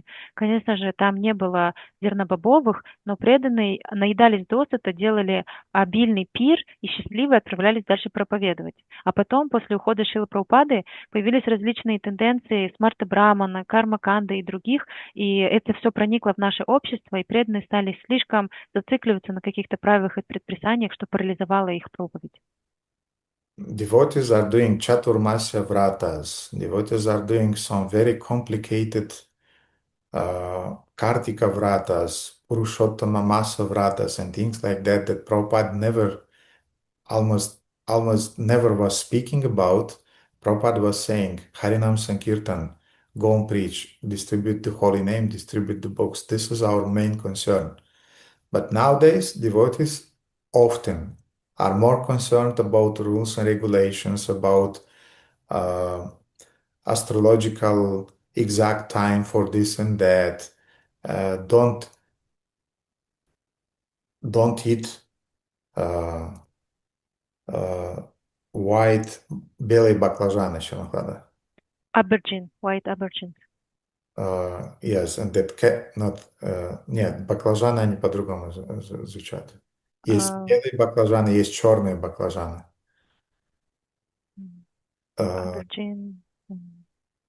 Anyway, Вы знаете слово баклажан? Eggplants, yes. Don't eat eggplants. Don't eat. I heard also, don't eat tomatoes. Don't eat radish. Don't eat honey in Ekadashi. And things like that. Devotees are really getting crazy with all these things that Prabhupada never spoke about. Never. Prabhupada said, just take some simple prasadam without grains, go and preach. That's it. But nowadays, devotees became so intricate, so complicated, so smarta oriented. They are more saintly than the Pope in Rome, you know. Преданные сейчас соблюдают различные врата, и Картика врату, и Чатурмасия врату, и Пурушоттама Маса врату, и они очень внимательно, фанатично следят за тем, что они едят, и усложняют свою жизнь так сильно, что баклажаны есть нельзя, помидоры есть нельзя. Но Прабхупада никогда этого не говорил. Он говорил: просто ешьте простой прасад и занимайтесь харинама санкиртаной на улице. Все, не нужно усложнять себе жизнь. Но преданные сейчас очень сильно подвержены этому настроению смарта браманов, и они чувствуют себя более святыми, чем сам Папа Римский. Но это неправильно. This is contributing to arrogance of devotees, to watching from above down to other devotees who are not following those intricate things.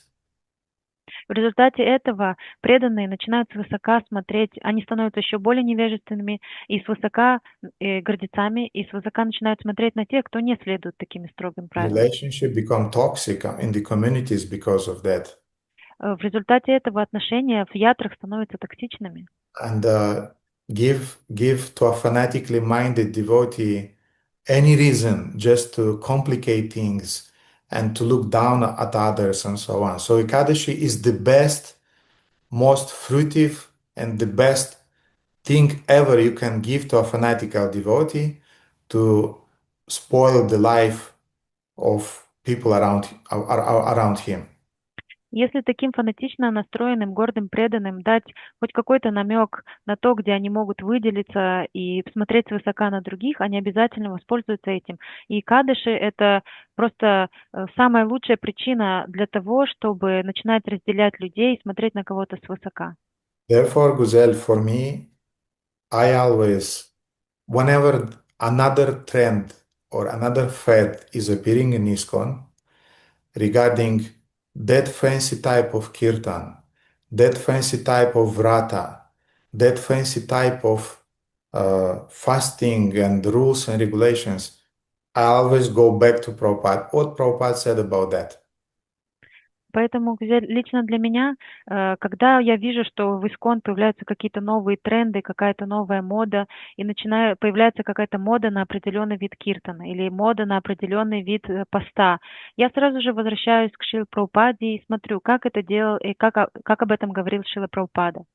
And usually during that time, I'm really thanking God that Srila Prabhupada was our founder Acharya and not other smarta guy was our founder Acharya, because Prabhupada was very, very balanced and very human also. And he was Saragrihi really. He was pointing the essence always, keeping away the details that are bewildering the minds of especially neophyte and fanatical devotees. И в эти моменты я особенно благодарен Шриле Прабхупаде. Я очень рад, что именно Шрила Прабхупада стал нашим основателем Ачарьей, а не просто какой-то смарта брамана, потому что Шрила Прабхупада был очень балансировал и знал все о равновесии. Он был очень человечным также, и он знал прекрасно, где он видел суть вещей, он был сараграхи, и он знал прекрасно, где нужно и как нужно сделать баланс. There was a point when a temple president started to forbid devotees to eat sugar in the temple. Был такой момент, когда один президент храма запретил преданным в храме есть сахар. Because white sugar is done by using the bones of the animals and blah, blah, blah, all those complicated things. Потому что белый сахар добывается при помощи костей животных и так далее, и так далее. Mm-hmm. And that temple president came to Srila Prabhupada fishing for approval. И этот президент храма пришел к Шриле Прабхупаде, пытаясь выманить из него подтверждение своей идеи. And Prabhupada was a kind of indifferent. No, we can use sugar to cook for Krishna. No problem with that. Но Шрила Прабхупада отреагировал очень спокойно. Он сказал: да нет никаких проблем, мы можем использовать белый сахар для приготовления прасада. Devotee was insisting, but bones and this and that. И преданный очень настаивал, но Шрила Прабхупада, вы знаете, они используют кости животных и то, и это. Prabhupada took a spoon of sugar, put it in his mouth and started to chew it and you know the sound of sugar. Prabhupada said, no problem with sugar, you can use it. И в этот момент Шрила Прабхупада взял полную ложку сахара, проглотил, положил ее в рот и начал хрустеть, разжевывая этот сахар. Вы знаете этот звук, который происходит, когда жуешь сахар. И Шрила Прабхупада сказал, да нет никаких проблем, мы можем использовать сахар. Does it mean that we should go in the extreme of eating just white sugar? No, it's not about extremes. If you want to avoid white sugar, avoid it, no problem, because yes, it's true, it's not healthy. Значит ли это, что мы должны сейчас впасть в крайность и есть только белый сахар? Нет, это тоже неверно. Мы должны понимать, разумно к этому подходить, потому что белый сахар действительно не полезен для здоровья. Prabhupada knew how to keep the balance in everything. И Прабхупада знал, как сохранить баланс во всем. He knew when to eat sugar, when to eat honey instead of sugar. Он знал, когда нужно есть сахар, а когда нужно есть мед вместо сахара. He knew when to eat, when not to eat, and what not to eat. Он знал, когда есть, а когда не нужно есть, что есть, а что не стоит есть. And therefore, devotees should more be Prabhupada oriented than Smarta Shastras oriented.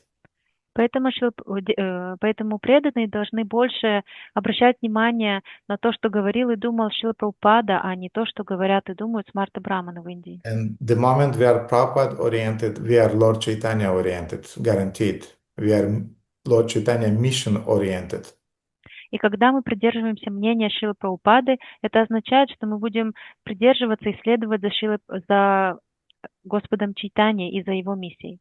And be assured that you'll go back home to Godhead because you took part in the mission of Lord Chaitanya, not because you are abstaining from those eggplants and other complicated things during the Ekadashi. И будьте уверены, что если вы достигнете Господа Чайтаньи, это произойдет не потому, что вы не употребляли белые баклажаны в Экадаши. We know the story about in Chaitanya Charitamrita and Chaitanya Bhagavata about that brahmachari who was eating only milk. Мы знаем историю из Чайтанья Чаритамриты и Чайтанья Бхагаваты о брамачари, который потреблял в пищу только молоко. He was presented that, my dear Lord, he can take part in your kirtan because he's eating only milk. И его представили Господу Чайтанью таким образом: мой дорогой Господь, он может участвовать в твоем киртане, потому что он ест только молоко. Lord Chaitanya said, I don't need any milk suckers here, I need devotees here. И Господь Чайтанья сказал: мне не нужны те, кто просто пьет молоко, мне нужны преданные здесь. So it requires some intelligence to understand when and on what level which shastric prescriptions are applied, and after what amount of years in your Krishna consciousness those things should be applied or should not be applied. Нам нужен разум, чтобы понимать, какие утверждения шастр к нам относятся, а какие нет, и спустя какое время они начнут к нам относиться, а когда еще рано. I was a lacto-vegetarian for 36 years in Krishna consciousness. At some point, I came to the conclusion, enough is enough. I don't want to take milk anymore, but I'm not imposing it. I'm not writing about it. I'm not demanding from disciples or from other devotees in the community that you must do it. I mean, it's your individual thing. Я был лакто-вегетарианцем на протяжении 36 лет в своем сознании Кришны, но сейчас я отказался от молочных продуктов. Я решил в какой-то момент, что для меня достаточно, но я не навязываю свое мнение, я не пишу об этом книги, не заставляю своих учеников. Это только мое решение, и я никого к этому не призываю. And I'm not trying to adjust shastras on that and so on. И я не пытаюсь изменить шастру, чтобы подстроить ее под мое мнение и так далее. But often devotees, as I said, just give them a motivation to be smartas, and they'll find it. Но очень часто вот такие фанатичные, настроенные преданные, просто дай им возможность проявить свою склонность к смарта-браманизму, и они обязательно найдут, как это сделать. So Ekadashi is about pleasing Lord Hari. It's not about losing weight or acquiring punya or getting rid of bad karmas. And it's not about Papa Purusha and things like that. Поэтому Экадаши — это про то, чтобы удовлетворить Господа, а не про то, чтобы потерять в весе, очистить свою карму, заработать больше пуни и так далее. Thank you very much, Gurudev. You're welcome, Guzel. Okay, Marin, the last question because it's late. Да-да. Харе Кришна, Гурудев, мои поклоны, пожалуйста, примите. Слава Шрипаде, Гурудев, всем преданным. Вопрос, значит, смотрите, личного характера. Вот я был у врача, и, короче, она дала мне какие-то лекарства для суставов. Ну, я пришел домой, посмотрел, а там, оказывается, хондроитин с глюкозой, с чем-то связано. Короче. Хондроитин с глюкозамолом. И вот я не знаю, что, вернуть ей обратно вообще, или не знаю, что делать с этими лекарствами. Знаете, вот такая ситуация. Если ты принимаешь глюкозамол, то хондроитин гарантирован. Ну, короче, они все вместе, парами работают. Еще и в пакете. Красивым таком оболочке. И дорогие, короче, я посмотрел потом. Вот. И вернуть ей обратно этот пакет или выкинуть, что делать вообще? Okay, Shamhada, try to I have a personal question that I got prescribed. I got a prescription for certain medicine that includes ingredients that are not very friendly for devotees. It's a play of words that I unfortunately cannot translate, but you can translate it in such a way. It has some ingredients that make you happy and give you illusion. So in this way, you will definitely be sad.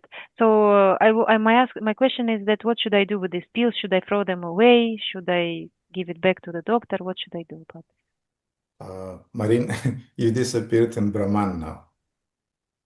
Марин, вы потерялись, мы вас больше не видим. Ну, я не знаю, здесь камера... Нажмите на ладошку, нажмите на поднять руку, и тогда вас будет видно. Yes.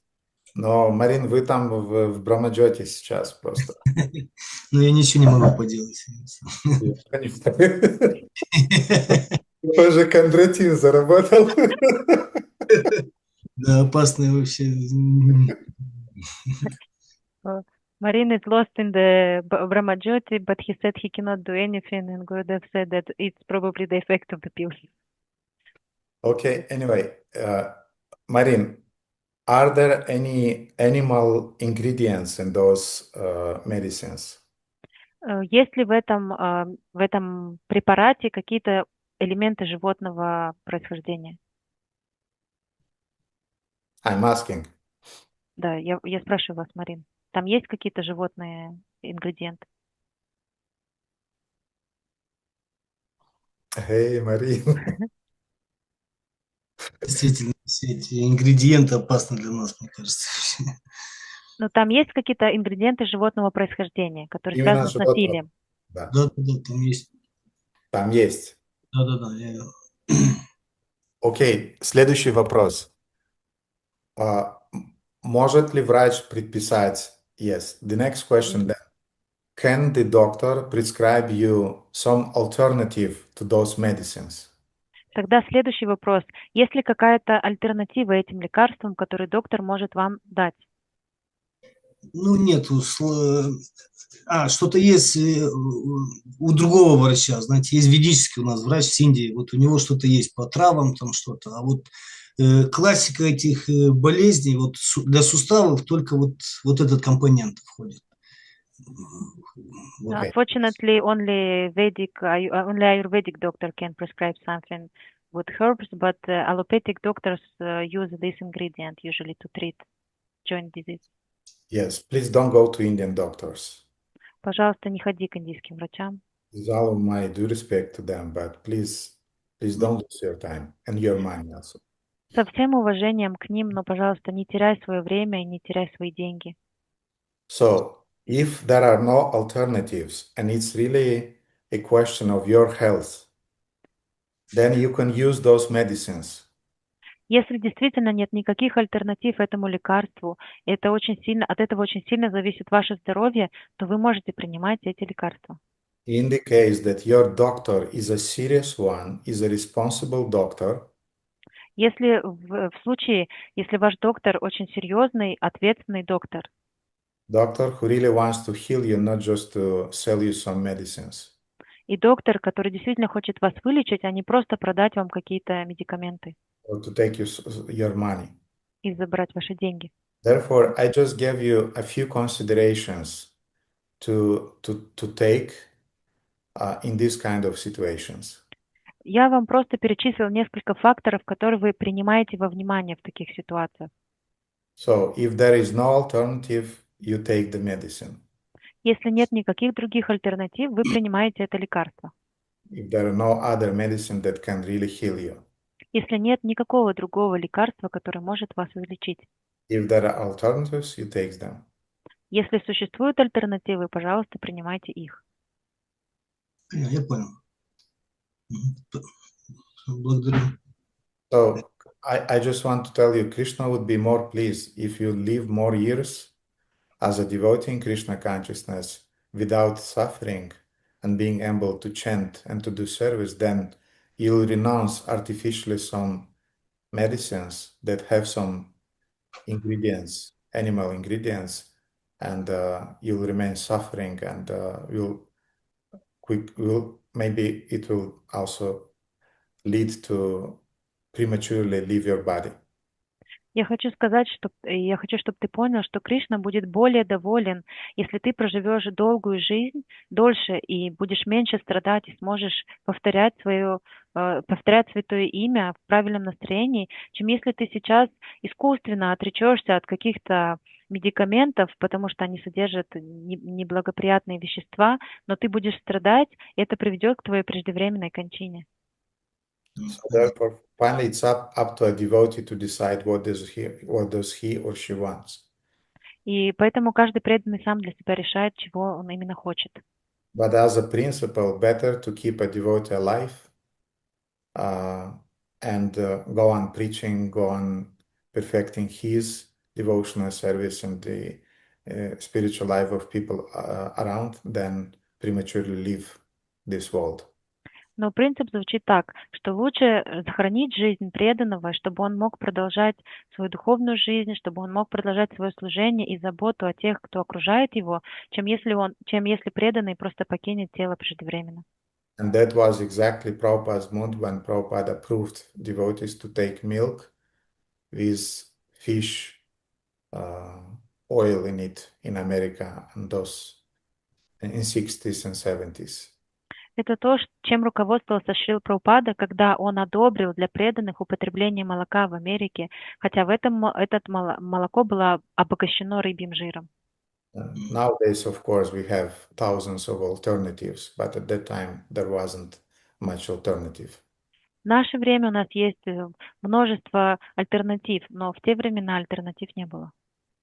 So Prabhupada was following the principle that healthy devotees, that the health of devotee, that's the priority. Прабхупада следовал этому принципу, что здоровье преданных является приоритетом. Что-то еще, Марин, по этому поводу? Все понятно. Спасибо. Благодарю. Харе Кришна. Okay, Hare Krishna. Anything else, dear devotees, or we finished? Что-нибудь еще, дорогие преданные, или мы закончим на сегодня? Okay, seems to be there are no questions. Thank you very much. I'll show you the deities and we'll finish then the program. Кажется, у нас нет больше вопросов. На этом мы закончим, и я покажу вас божеством.